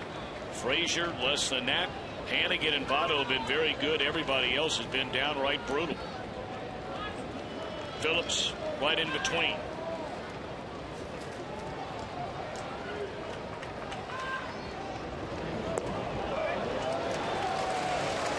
Tough pitch to lay off of there. Brandon does. 3-2. Would you think about here with 2 on, 1 out, starting the runner? I think I absolutely start the runners, but I'm not managing it. I'm thinking that Brandon Phillips is going to make contact right here. He walked once, hit a fly ball to right. Spread the stance a little bit. Think about making contact, knowing that the runners are on the move. Put the ball in play. Cozart and Heisey. And Hanson wants to double check and see if somebody starts a little bit early. This was a play that Bobby Cox, more than any other manager I can ever remember, He would hit and run with runners at first and second, one out in an inning on a 3-2 pitch more than any manager I've ever seen. He just wanted to stay out of a double play ball with a man on second base.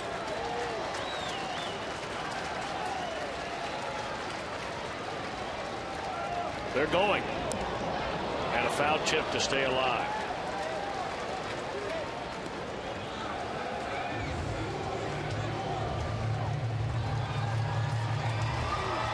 Well, look at it this way. You're facing Tommy Hanson. He's not a high strikeout pitcher, but if he gets a strikeout right here, chances are it's going to be on a slow breaking ball, which will give your runners even a better chance to get to the bag in time before the catcher can throw them out.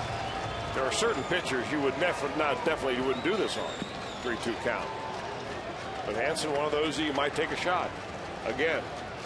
So Cozart the runner at second, Heisey on at first, one out in the inning, 3-2 on Phillips, and again Hanson spins and fakes a throw back to second base.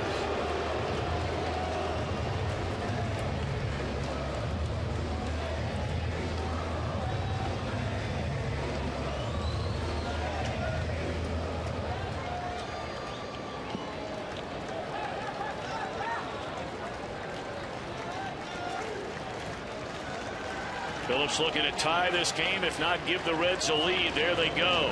And it's ball 4 in the dirt. They're loaded for Jay Bruce.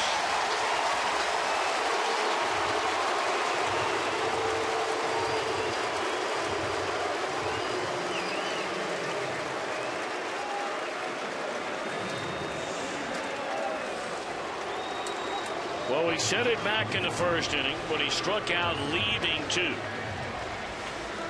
His second time up with nobody on and 2 outs, he grounded out to Dan Uggla at second base. There is no Red in their lineup tonight that is more in need of something good to happen right here and right now than Jay Bruce.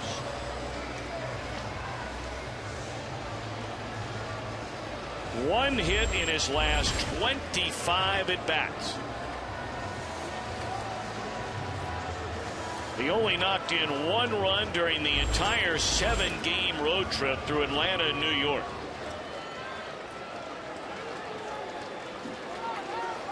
But right now it's sitting there on a gold platter at the very minimum to tie this game up with a fly ball.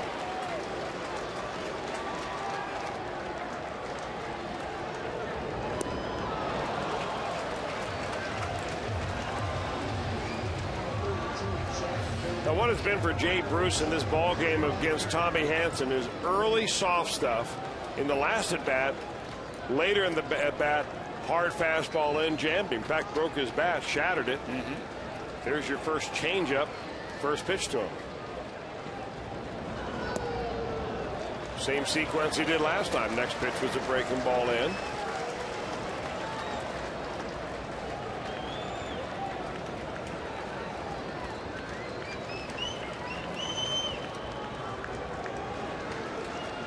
One ball, 1 strike on Bruce. Bases loaded, 1 out. Hanson ahead on the breaking ball at 1-2.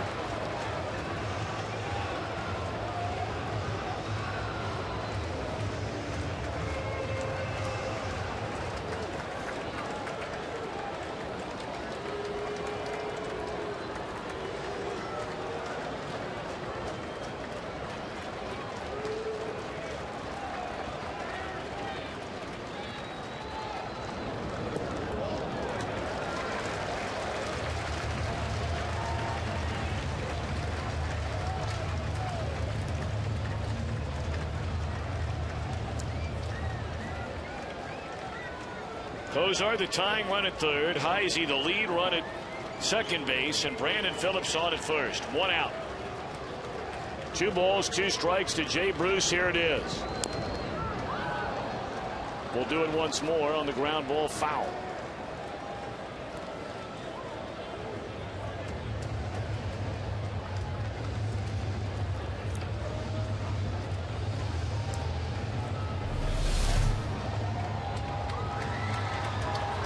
Right on the top of the foot right there. Actually, the ankle that got him above the shoe. Now, if nothing else, what that will get a batter to do is to stay back a little bit. Because the last thing you want to do is hit a ball off that same spot. Every time I see that happen, it takes a long time for the batter to get back in the box. It reminds me of Bucky Dent in Boston.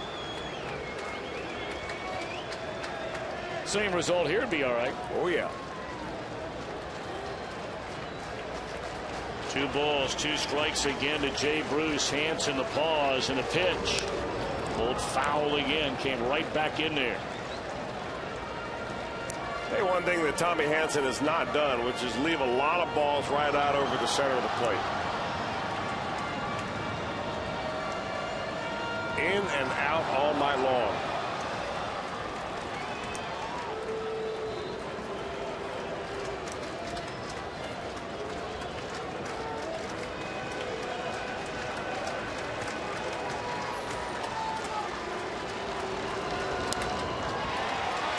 Freeman picks it up, gets one, return throw is not in time. So the Reds tie it up on a fielder's choice from Jay Bruce.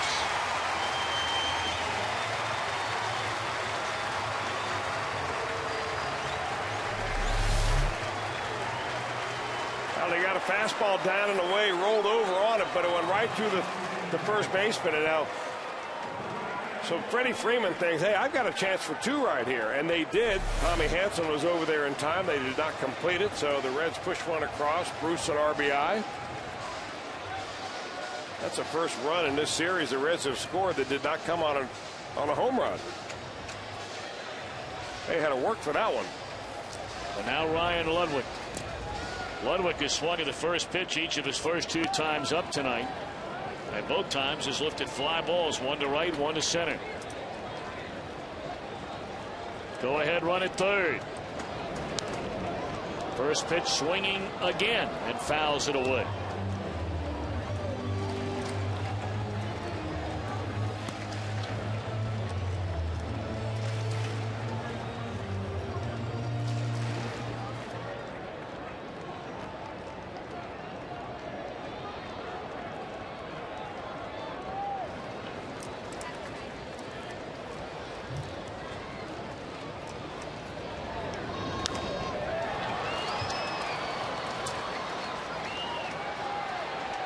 Reds had him loaded with 1 out, and they squeeze a run. But we're tied at 1. They go to the 7th.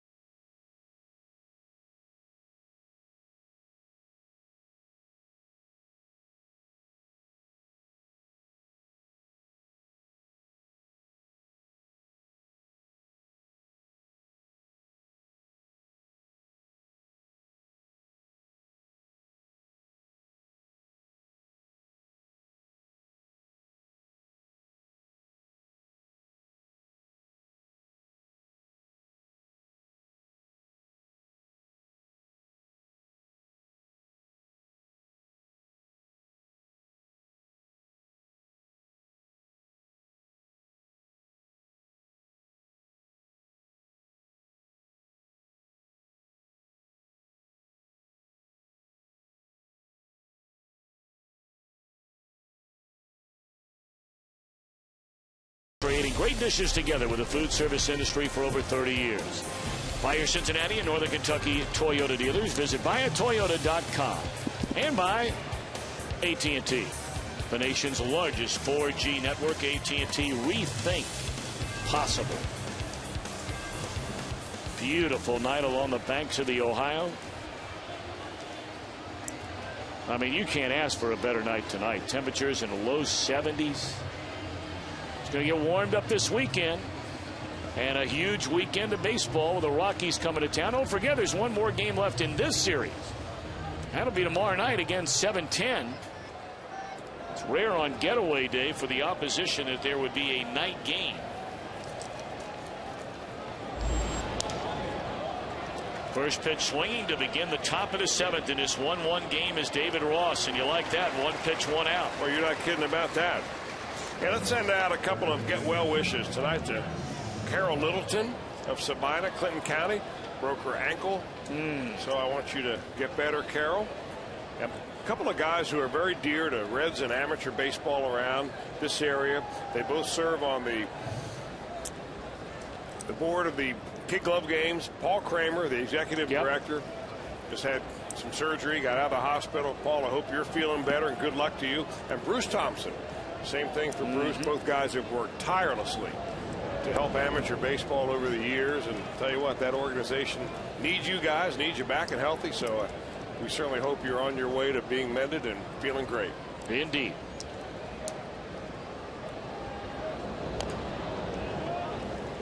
Juan Francisco has struck out and bounced out to Arroyo on a pitch very similar, and a swing very similar to that one he just took a moment ago. 0-2. So here we are again in another tight one. It was a 3-run win for the Reds in the opener. It was a 1-run win for the Reds here last night. Braves have scored a total of 4 runs coming into this game in the first 2 games, and they have 1 tonight. That's how good the trio of Leak, Latos, and now Arroyo have been. When this series began, the only team that had scored more runs in the National League than these Braves were the Cardinals, and they had scored 1 more run.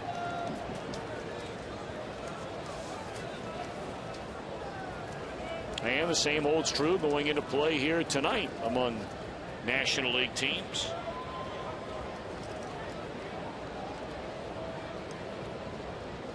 Two to Francisco. Breaking ball low. I'll give you one guess who the highest scoring team in the major leagues is. You only need one. And they are probably lapping everybody else. Indeed. Yeah. Down in Texas. Man. Although they lost today. There's a swing and a miss, and there are 2 outs in the inning. 7 strikeouts for Bronson Arroyo. Well, don't forget, it's coming up pretty soon. The Fox Sports Ohio Lunch Bunch. Drew Stubbs, Jim Day, the Fox Sports Ohio girls. That'll be on June the 7th. Go to Facebook.com/Fox Sports Ohio Girls for your chance to win. Sign up now. Tonight's the last night you can enter. It's presented by Cincinnati Bell.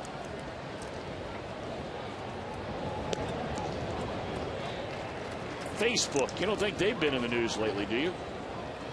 Wow. A little bit. How's your Facebook page going? I don't have one. So not so good then. I would imagine not good at all. How about you? Kind of dormant. You don't have one either? I've got one, but I do? haven't done much. Oh, in fact, I've never done anything on it except register. Pastor Nicky hooks it down the left field line, and that is a fair ball up against the wall.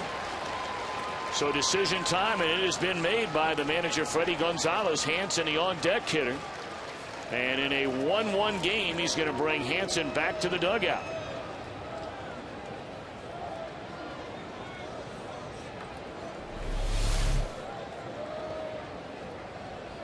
Another breaking ball by Bronson Arroyo. That was the hanging variety, stayed on the inner part of the plate. This was one of those decisions, though, by Freddie Gonzalez. It seemed like it was last minute, unless Chipper Jones was down in the tunnel, maybe swinging the bat, giving some swings either in the underneath batting cage or hitting off the tee down there. But Chipper's going to work his way to the batter's box right here.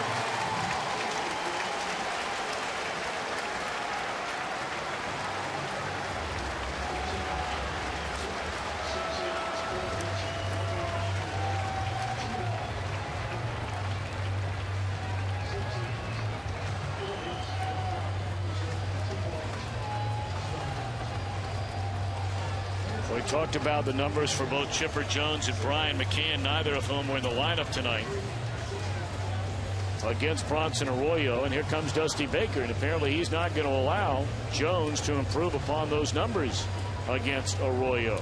Anytime you go to the umpire first, it's a double switch. Checking things out with Angel Hernandez. Well, what a shame. Arroyo's got to lead this one again. Very little run support. They've scored one more run tonight than they did in his last start.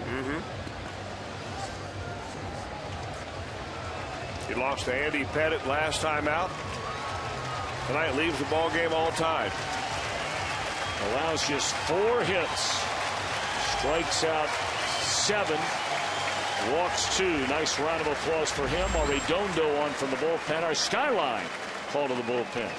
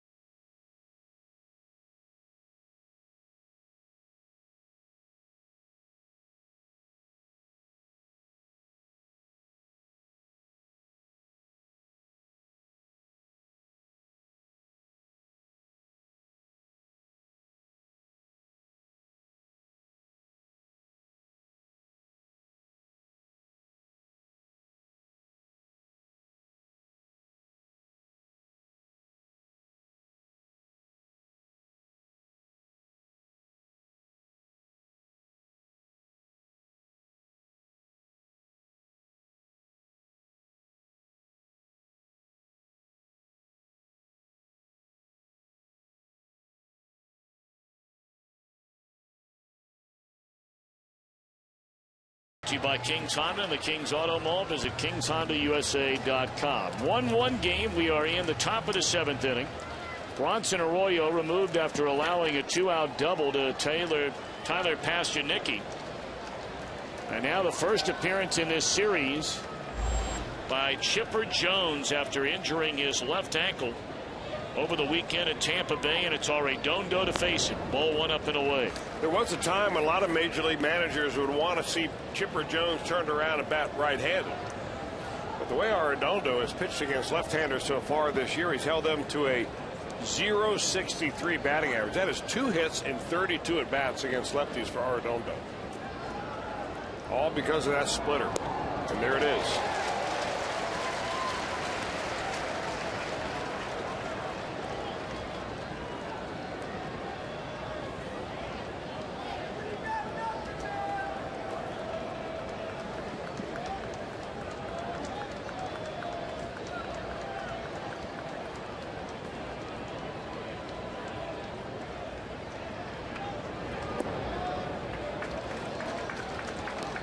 We've seen him throw that pitch, that split finger fastball, 3, 4, 5 times in a row. Normally it's a pitch you throw off the fastball. You mix in with a fastball occasionally, but he's a guy that has really done well, and it's been his weapon against left-handers, as you see right there.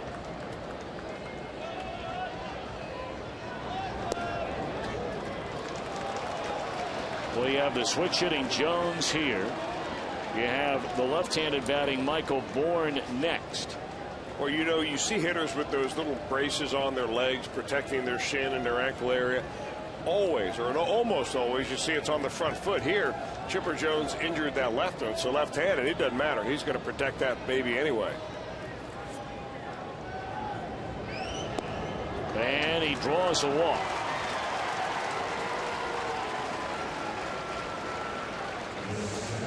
So are they going to let Jones stay in and run the bases? Well, he was not running. Granted, it wasn't an all-out sprint, but even that light jog to first base after the walk looked painful, and now they're going to come get it. I'm sure he'll get a nice ovation from the crowd. He'll be honored before the game here tomorrow. Indeed, he will.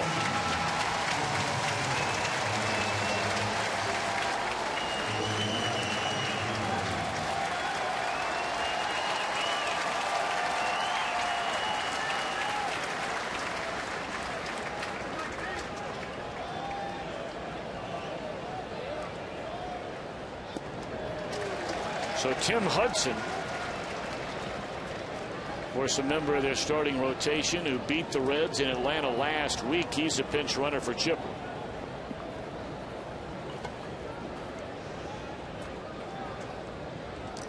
0-1 to Michael Bourne in this 1-1 game, and there's strike 2 call to Splitter on the outside corner, and Bourne didn't like it.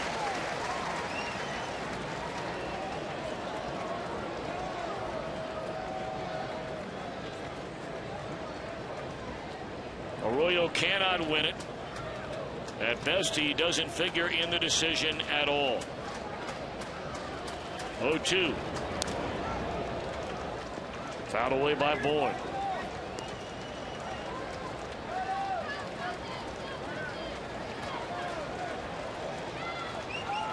Arroyo probably kicking himself down there. He retired the first 2 in the inning.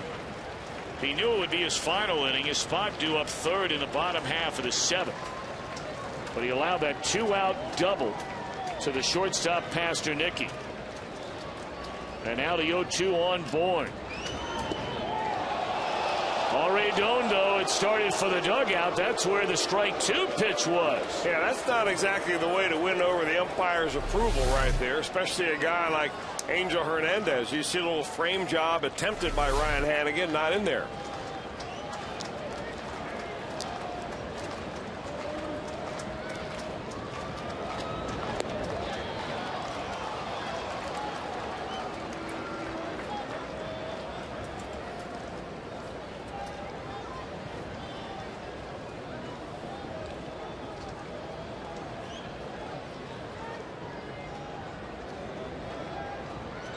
Two and two to Michael Bourne. Go ahead, run at second. Phillips knocks it down and gets it in time to Kozar. Oh my goodness, what a play!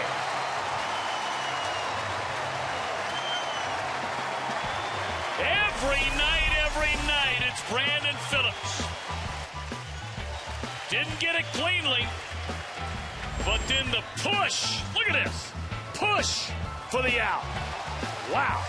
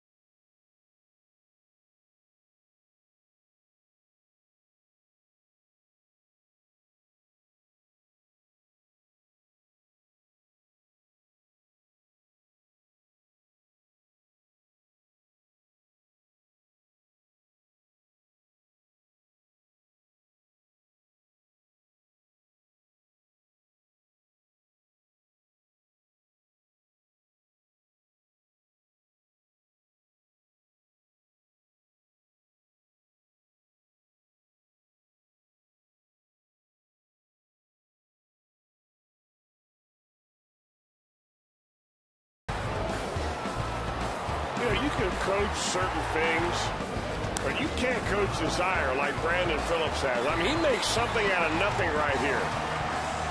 How he got anything on that throw to get it to Kozar covering second base, I don't know. Just kind of pushed it with the palm of his hand. Play of the game, obviously.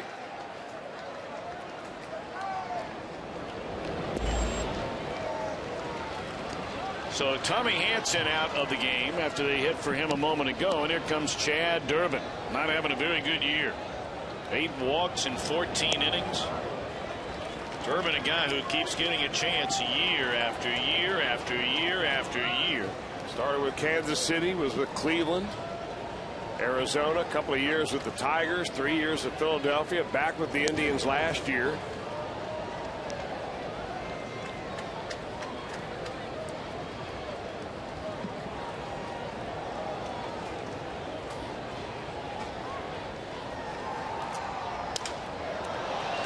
Off the end of the bat, fly ball to center field. Frazier and out. 0 for 3.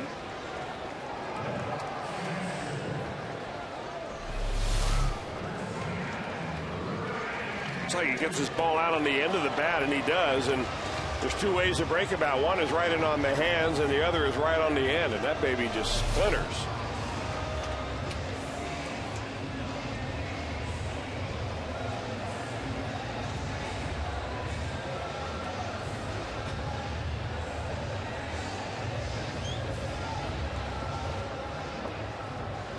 Enter to win a Cincinnati USA getaway package, including attraction tickets, hotel accommodations. Visit CincinnatiUSA.com/Fox Sports. Here's Ryan Hannigan. Drew Stubbs came on as part of that double switch when Arredondo entered the game. So Stubbs due up third here in the inning. He's on deck.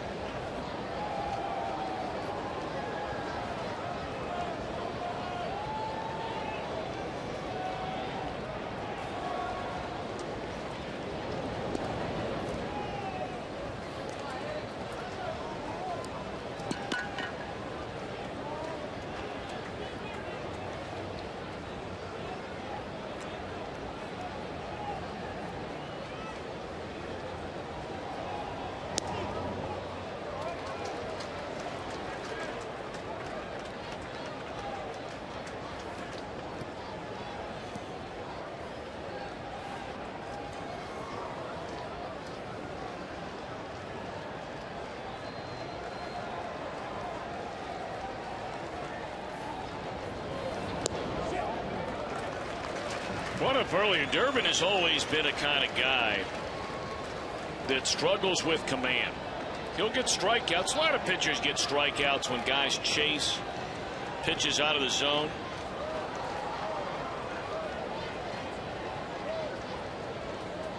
But he'll walk you in a heartbeat if you let him. And he just walked Hannigan.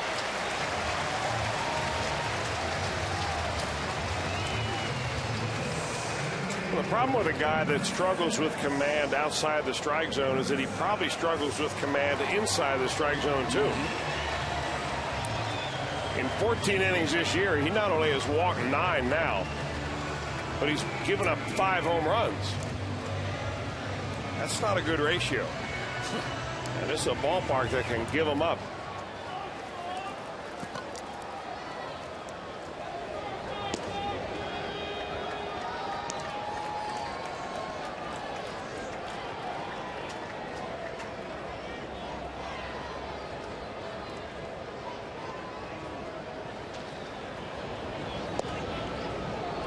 Pretty good combination right there. Fastball comes back with a breaking ball to jump in front 0-2.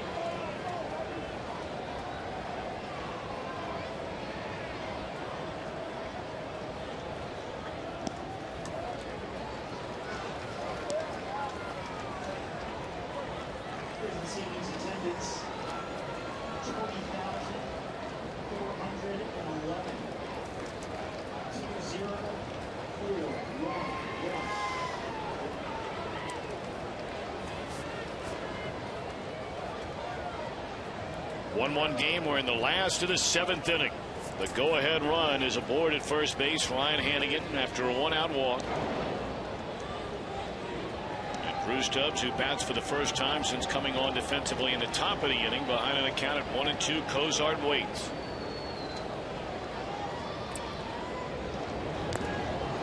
Two out.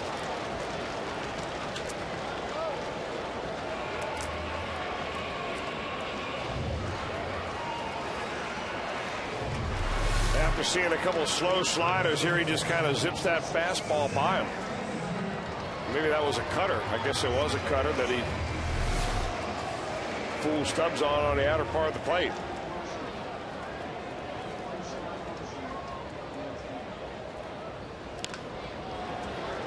Tapper in the hole, and they're not going to get, are they? What a play by Pasternicki. Wow. Almost on the exact same play on Cozart in the first inning. He couldn't make the play. But boy, he comes up big that time, and we're off to the 8th inning, tied at 1.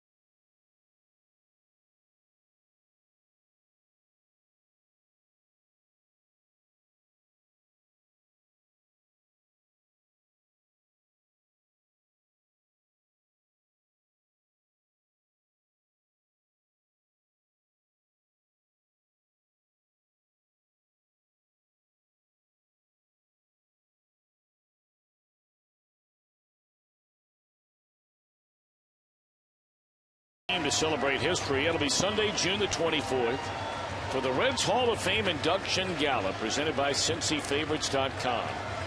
This year will feature appearances and remarks by the 2012 inductees Sean Casey, Dan Dreesen, and more.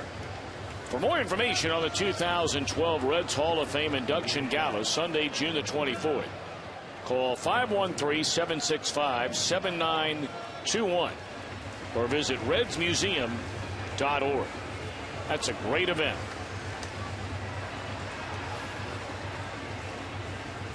Arredondo still towing the rubber. And we're set for the 8th inning, 2, 3, and 4 in the batting order. Prado, Freeman, then Dan Uggla in a 1-1 game.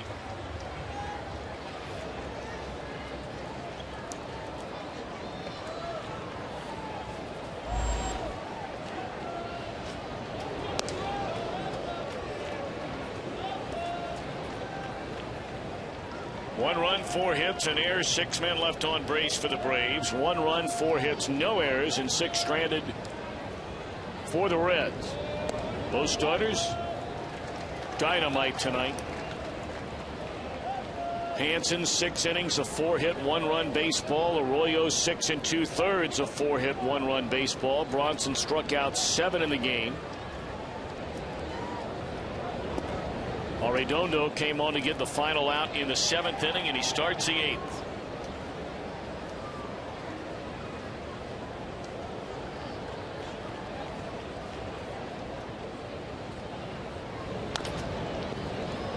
Phillips for out number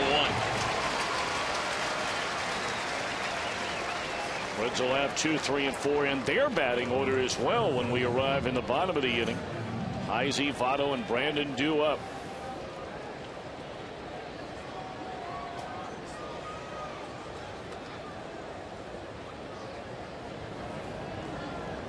Cardinals and the Padres are tied at 3. That game in the bottom of the 3rd inning in St. Louis. That series wrapping up. Cardinals open a series tomorrow night at home against Philadelphia. That'll be a 4-game weekend set.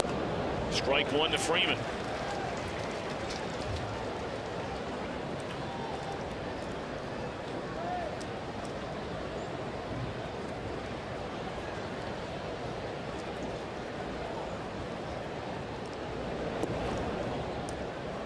But when you haven't seen Jose Arredondo's split finger fastball very much, when you stand up there the first time like Freddie Freeman, you got to take a wild hack at the first pitch because you're swinging really at his arm speed. It looks like a fastball coming out of there. It just never gets there. 2 out.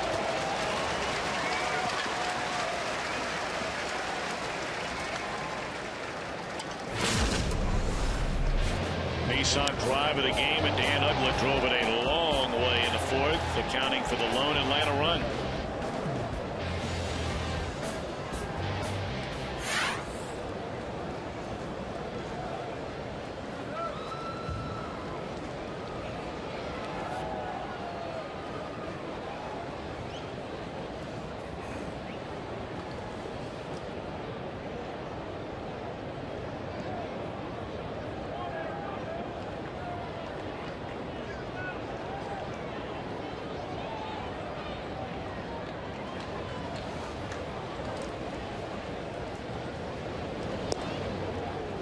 So now Uggla, who has walked, clubbed that home run in the fourth, flied out to left, and boy, he just missed it back in his 6th inning.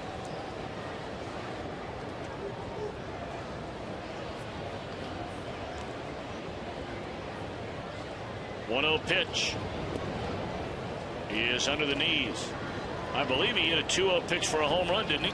It was a fastball, I think, that Bronson Arroyo tried to sneak by him.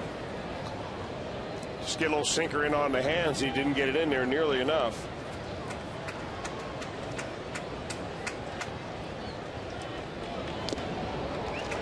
No 2-0 fastball there. Look at the forearms in this guy. He's got that mean look about him, too, doesn't he? Man, when he grips that bat, and he is gripping that bat now. Kind of gives you a scowl at you. Like Popeye.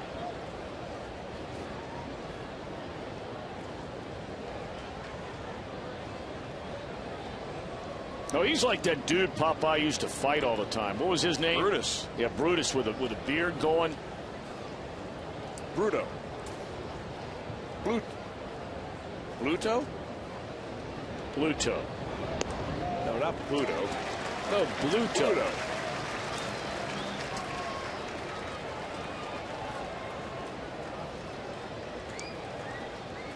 Let's hope it's Arredondo that has a spinach. That's exactly right. Right now.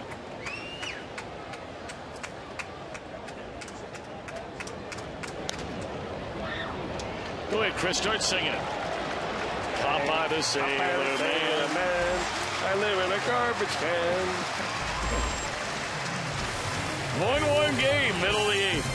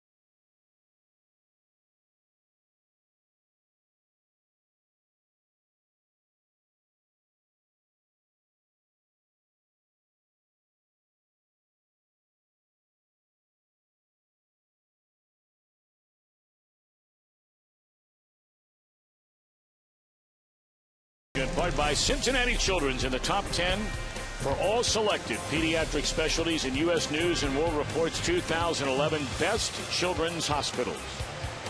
And by the dependable, long-lasting Chevy Silverado and your tri-state Chevy dealers. First time in the series we've seen the hard-throwing left-hander Johnny Venters come on from the Atlanta bullpen. Well, he's been a workhorse last couple of years for the Braves. 85 games last year, 79 the year before. Both of those seasons just lights out efforts.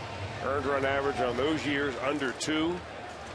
Has a lot of strikeouts just so far at this point in the season. Of course, one of those losses was handed to him last week in Atlanta by these Reds. He allowed 2 runs in the only inning he worked in the opener of that series.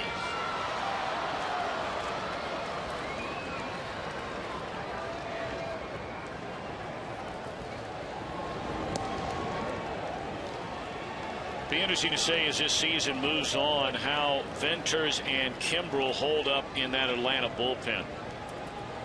They were the 2 most used pitchers in all of Major League Baseball last year. Venters pitched in a whopping 85 games. Went to the All-Star game last year. Kimbrel, of course, pitched in the 2nd most games, and he was a Rookie of the Year. Through the first 5 months, Venters was unhittable. He allowed 9 runs in his first 70 games. 9 of them in 70 games. He allowed 9 runs in the month of September. And of course, that was during the historic collapse the Braves had. Well, they go 10-20 their last 30 ball games of the season last year. That they did. There's a base hit in the center field by Heisey, and that's a good way to get it started here in the bottom of the 8th inning. Well, what the Reds are going to show is that they're a lot better fastball hitting team than they are a team that has to go up there and hit the soft offerings of a guy flipping curveballs, changeups, and sliders. Especially a guy like Chris Heisey nearly undresses Venters. Wicket time.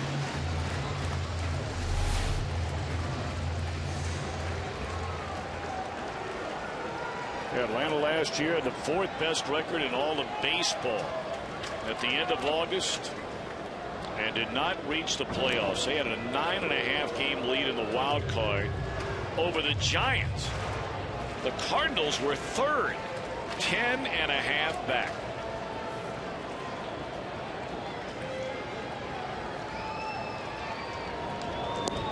Big swing and a miss by Votto on a 95-mile-per-hour fastball from Venters.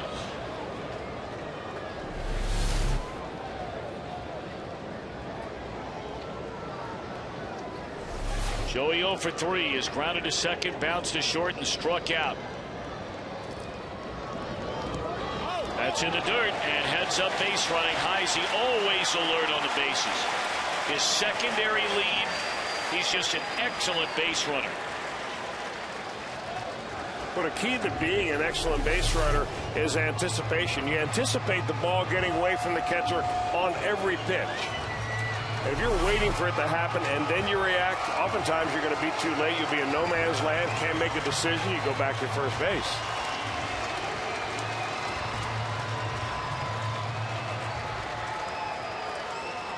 Well, now perhaps with a base hit, the Reds could have their first lead of the night.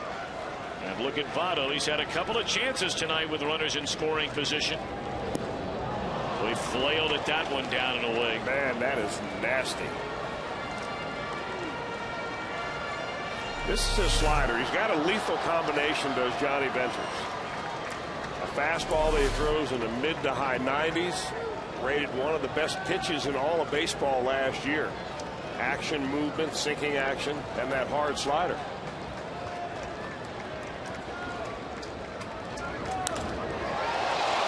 Off his body, finds a handle, and throws in time to get him. What a play by Venters on a rocket, 2nd in a row, right back up the middle.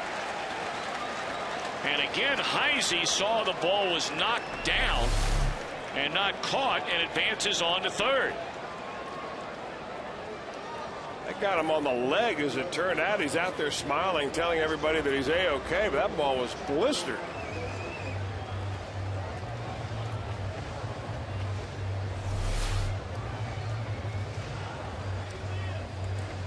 Jeff Porter, longtime trainer of the Atlanta Braves, out there talking to him, make sure he's all right. Jeff Porter, one of the most likable guys in all of baseball for so many years, was an assistant in Atlanta. You know, he was my trainer when I was in AAA with the Indianapolis Indians. No kidding. Expos organization back in 1984 when Buck Rogers was the manager. And he is a super dude, let me tell you. Well, he had tragedy strike his life during this offseason, did the Braves trainer. He was with his wife, his son's girlfriend. They were driving to the Peach Bowl in downtown Atlanta. And while a police car was chasing another car,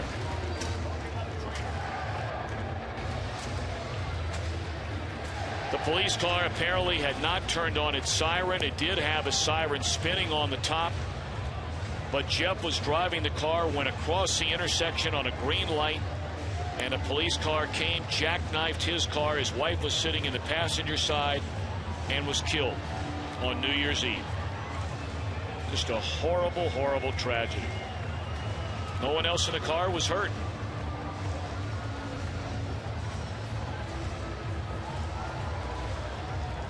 Venter says he's going to stay in the game.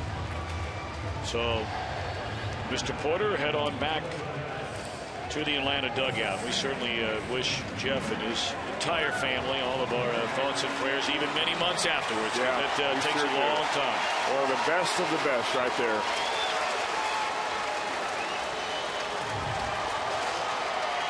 Well, now the infield in. Reds have the go-ahead run at third in the bottom of the 8th inning with 1 out. And Brandon Phillips about it.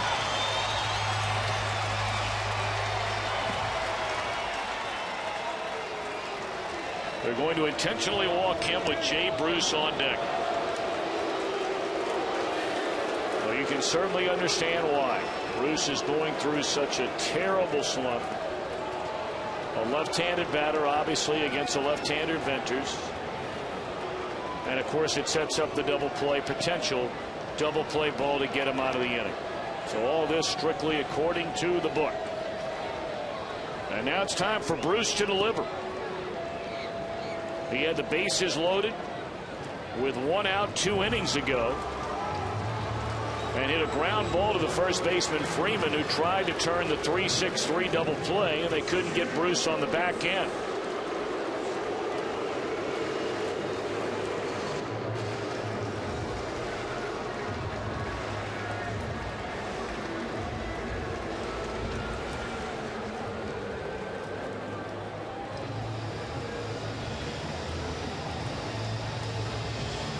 Well, you might be wondering, how has Jay Bruce fared against Mr. Venters in the past? Not well. 3 for 4 as far as punch-outs go. Looking for his first knock against this very tough left-hander. He'll take an 0 for 4 if you could have a comma RBI. Yeah. Now, before when they went to the mound, when Venters was hit with that line drive, that was not an official trip. This is. And he just called for a reliever. I wonder if maybe Venters told him after he got hit with that line drive that he was, that he was hurt, and they just said, "Can you stay in to probably intentionally walk the next guy and give us time to get somebody ready?" I got to believe O'Flaherty's coming in. Yeah, but if you have an injury, you can bring a new guy in and give him as much time as you want. Of course, he has to warm up on the main mound out here, which is always an uncomfortable thing. But he gets as much time as he wants to get loose. All right, well, here we go. It's going to be O'Flaherty instead of Venters against Jay Bruce. Go ahead, run at third. We're in the 8th inning.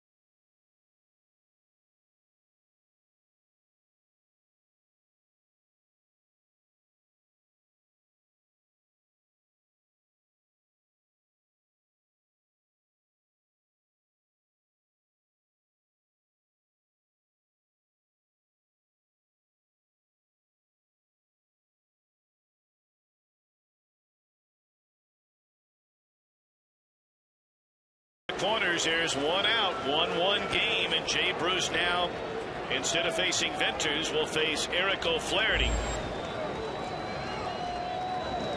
Unfortunately for Bruce, you know, we showed you against Venters, he was 0 for 4 with 3 strikeouts. He's 0 for 3 with 3 strikeouts against this Atlanta left-hander.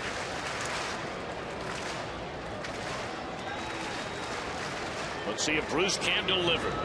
Well, I mean, this is game on the line stuff right here and right now. You're in the bottom of the 8th inning. See the numbers on O'Flaherty. Well, if you're Jay Bruce, you're thinking, I don't need a base hit here. I just need a long fly ball to the outfield. How about a medium fly ball to the outfield? Put a good swing on it. Get a pitch.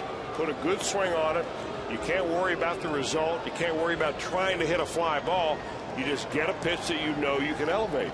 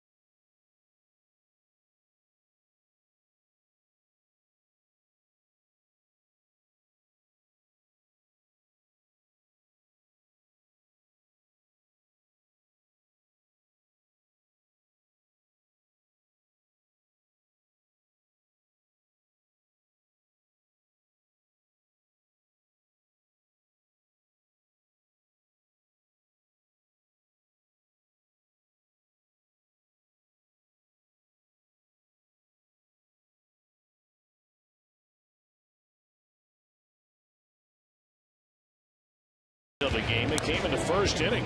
Very first batter of the game. What a play by Kozar to get Michael Bourne. No telling what could have happened if that inning went on.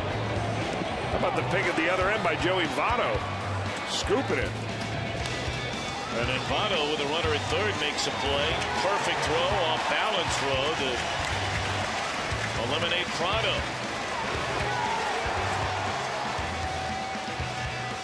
Well, the Reds miss another huge chance. It has just been a team.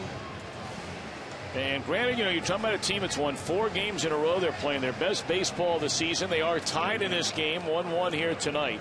Their success has been tied to pitching all year long. I mean, that's the basic thing. We showed you in the very beginning of the ball game how good the Reds are when they score 4 runs a game. Well, they got 5 hits, 1 run. The Braves only have 4 hits, and they will be facing a guy who is very, very hard to hit right here in Aroldis Chapman. Picked up a save last night. Well, Bruce has come up with the bases loaded and runners on the corners. 1 out each of his last 2 times up. And has made 3 outs on 2 swings.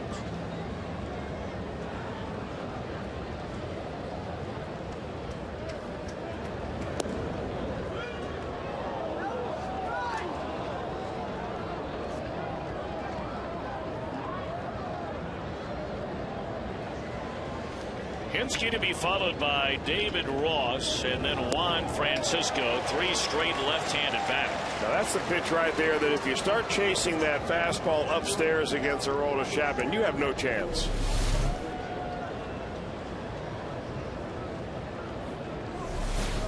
Two-one.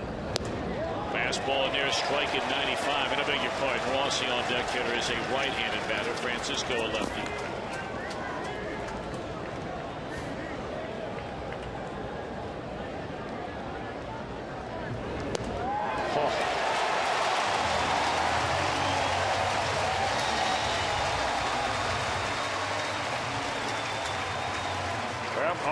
fastballs again tonight, just like last night for Aroldis Chapman against the Braves. That one, Hinske didn't even want us to take a cut. I had a conversation with David Ross before the game today. I asked him about that first cut he had last night against that fastball that he saw from Aroldis Chapman. And he said, you know what? I thought I was right on it. Next thing I know, it was in the glove. He eventually did hit a semi-hard line drive to end the ball game.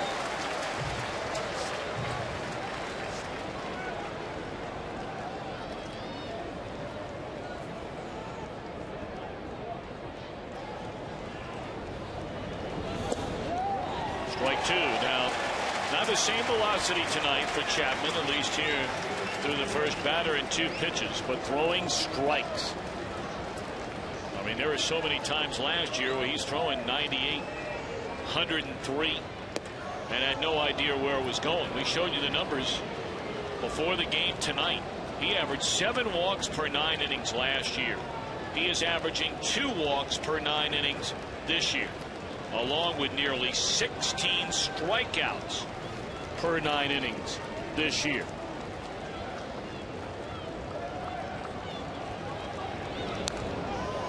Pretty good cut there by Ross.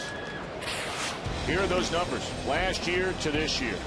They didn't hit him last year either. 147. Well, a lot of it is right down here, Yep. that walk issue. You could wait him out last year. You cannot wait him out this year. And really, it all began in spring training when the Reds were giving Chapman a chance to win a spot in the starting rotation, and he won the spot. He was the best pitcher on the team. And whether it was going to be Mike Leake or Homer Bailey, one of those 2 guys was not going to be in the Reds starting rotation. Chapman was. But then after Ryan Madsen had gone down early in spring training, Nick Massett went down in spring training, and the real key injury was the injury to left-hander Bill Bray, which left the Reds with only 1 left-hander in their bullpen, Sean Marshall. And by that time, Marshall knew he was going to be closing. 2 out.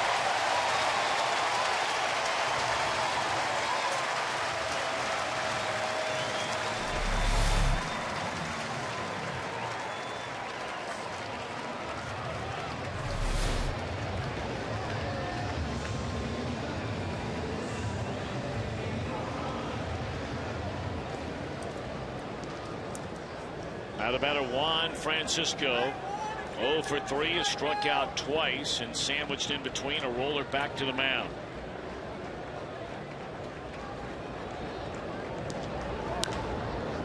And a bouncer to Phillips, and Chapman with a 1-2-3 ninth. Here we go in the bottom of the ninth. We'll have a pinch hitter, Todd Frazier, Ryan Hannigan. Can the Reds win it? We'll know in a moment.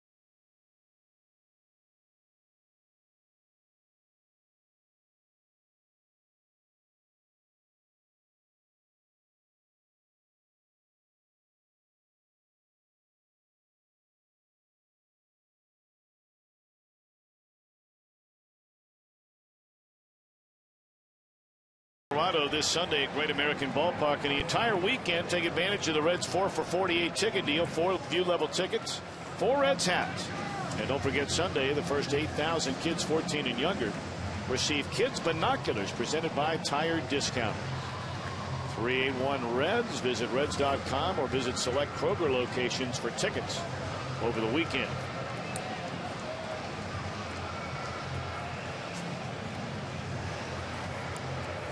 Braves bring on now their 1, 2, 3, 4, 5th pitcher of the night.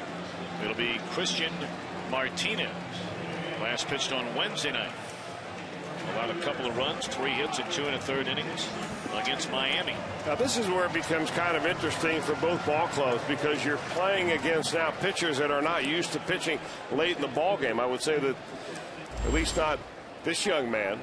Reds still have one of their final inning guys in Sean Marshall and Andrusik out there. And Craig Kimbrell still available for the Braves, of course, but you'll need to hold him in case of a save situation. Mike Costanzo comes up to bat for Aroldis Chapman. A perfect inning with a couple of strikeouts for the Cuban Missile. We haven't really seen a lot of Costanzo. Hayward takes over in right. He's got a nice smooth swing.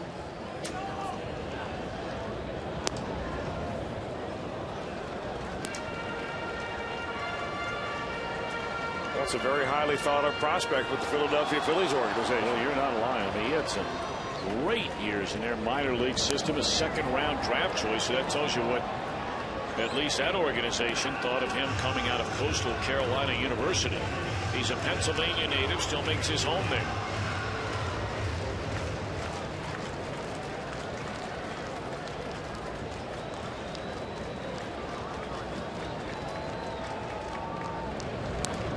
Well, he had a good pitch to hit right there, and kicking himself, fouled it straight back. Costanzo got his first major league hit over the weekend in New York. But nothing sweeter than a walk-off hit. Does he have one of those in him? And Martinez not afraid. He's just throwing fastball after fastball in there.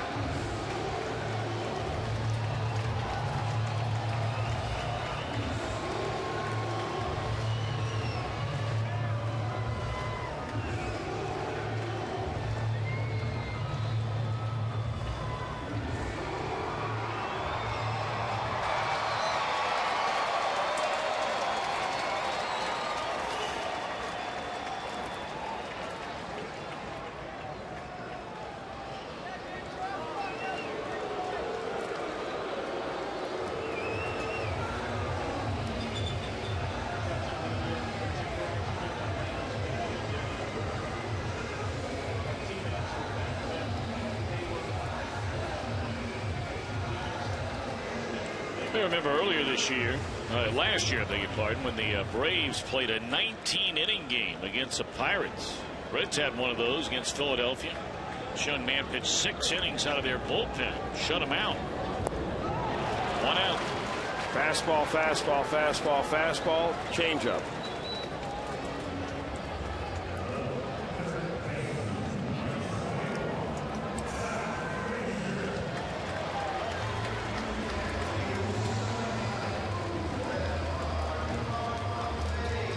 Todd Frazier 0 for 3 in a game.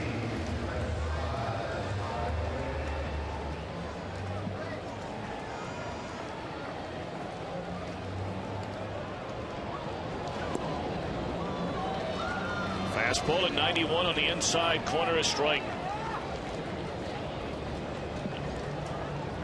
Christian Martinez starting the bottom of the 9th inning in this 1-1 game.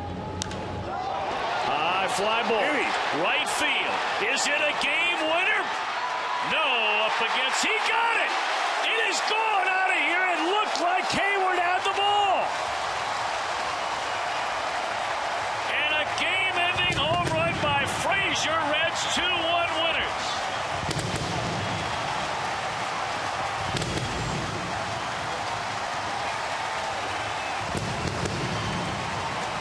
Chris, I don't know about you, but it looked the way Hayward was against that wall, and he can reach up over the wall. I thought he had it. That ball looked like it went right off the top of his glove. I couldn't tell whether he had it or not. I don't think Todd Frazier knew that that ball was out. And it wasn't until Hayward came down, showed his glove empty, and that makes this time Miller time. The other way, it just kept drifting and drifting and drifting. Hayward's so tall, had his back up against the wall. Take a look, see what happened here. Oh no, right into the first row. How about that? 3 in a row over the Atlanta Braves.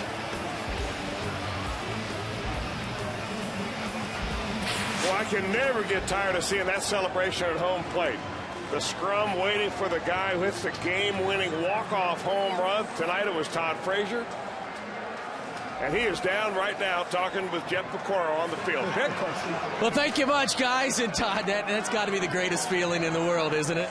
Yeah, it was unbelievable.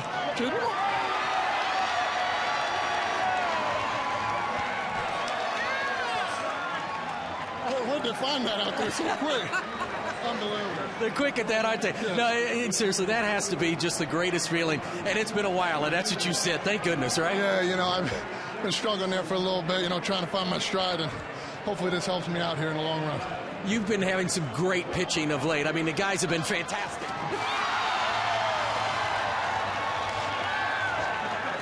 Well, this is a lot of fun. Sorry about you. Oh, that's all right. Didn't get me. I just got wet. You're the one that's a mess, not me. Hey, it's a fun-loving team. You know, that's the thing that I was talking about earlier this year. This team has started to play with a smile on its face, and how important is that? This is baseball. Yeah, it's exactly. You got to play like a little kid. So I've been trying to do and trying to get these guys going, dancing before games, and just anything you can to get it going. And you can see what just happened. It's unbelievable. Todd, you guys have been getting some great starting pitching in these last, really the last couple of weeks. And when you guys get pitching like you've been getting, you're going to do it. You're going to do a lot of damage, right? It makes the batters. It makes it easier for us. And you know, you see these guys coming in, and you know, we got this. You know, it's that feeling. You know, that aura you got when somebody comes in to pitch, and they've been doing their job all year. All right, let's go back through that at bat. You just saw him to Costanzo. He goes hard, and then he goes with a changeup. What are you thinking when you're walking up there? You know, they've been throwing me off speed the whole game. You know, you don't want to think that, but at the same time, you keep it in the back of your head. And, you know, he came with one fastball, and I'm like, all right. I saw it, and then he came with another one. Hopefully, he was coming with another one and put it out over the plate a little bit. Well, congratulations. That was a big one. Thank you very much. Appreciate it. Thanks a lot, man. Todd Frazier tonight. Boy, and he told me as they mobbed you at the plate and he came over, he goes, it's about time. Guys, back upstairs or I'm going to get dry. Well, you're no kidding, Pick. And you get a shower and a shave down there if you're Todd Frazier when you hit the game-winning home run.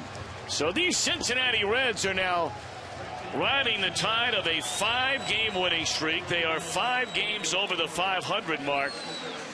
I tell you what, folks, they're going for the sweep tomorrow over Atlanta. Why not come down to the ballpark? Take a look at this. Is that Homer again? Yep, that's Homer Bailey again. He got leaked the other night. The culprit. Brandon Phillips in charge of the water.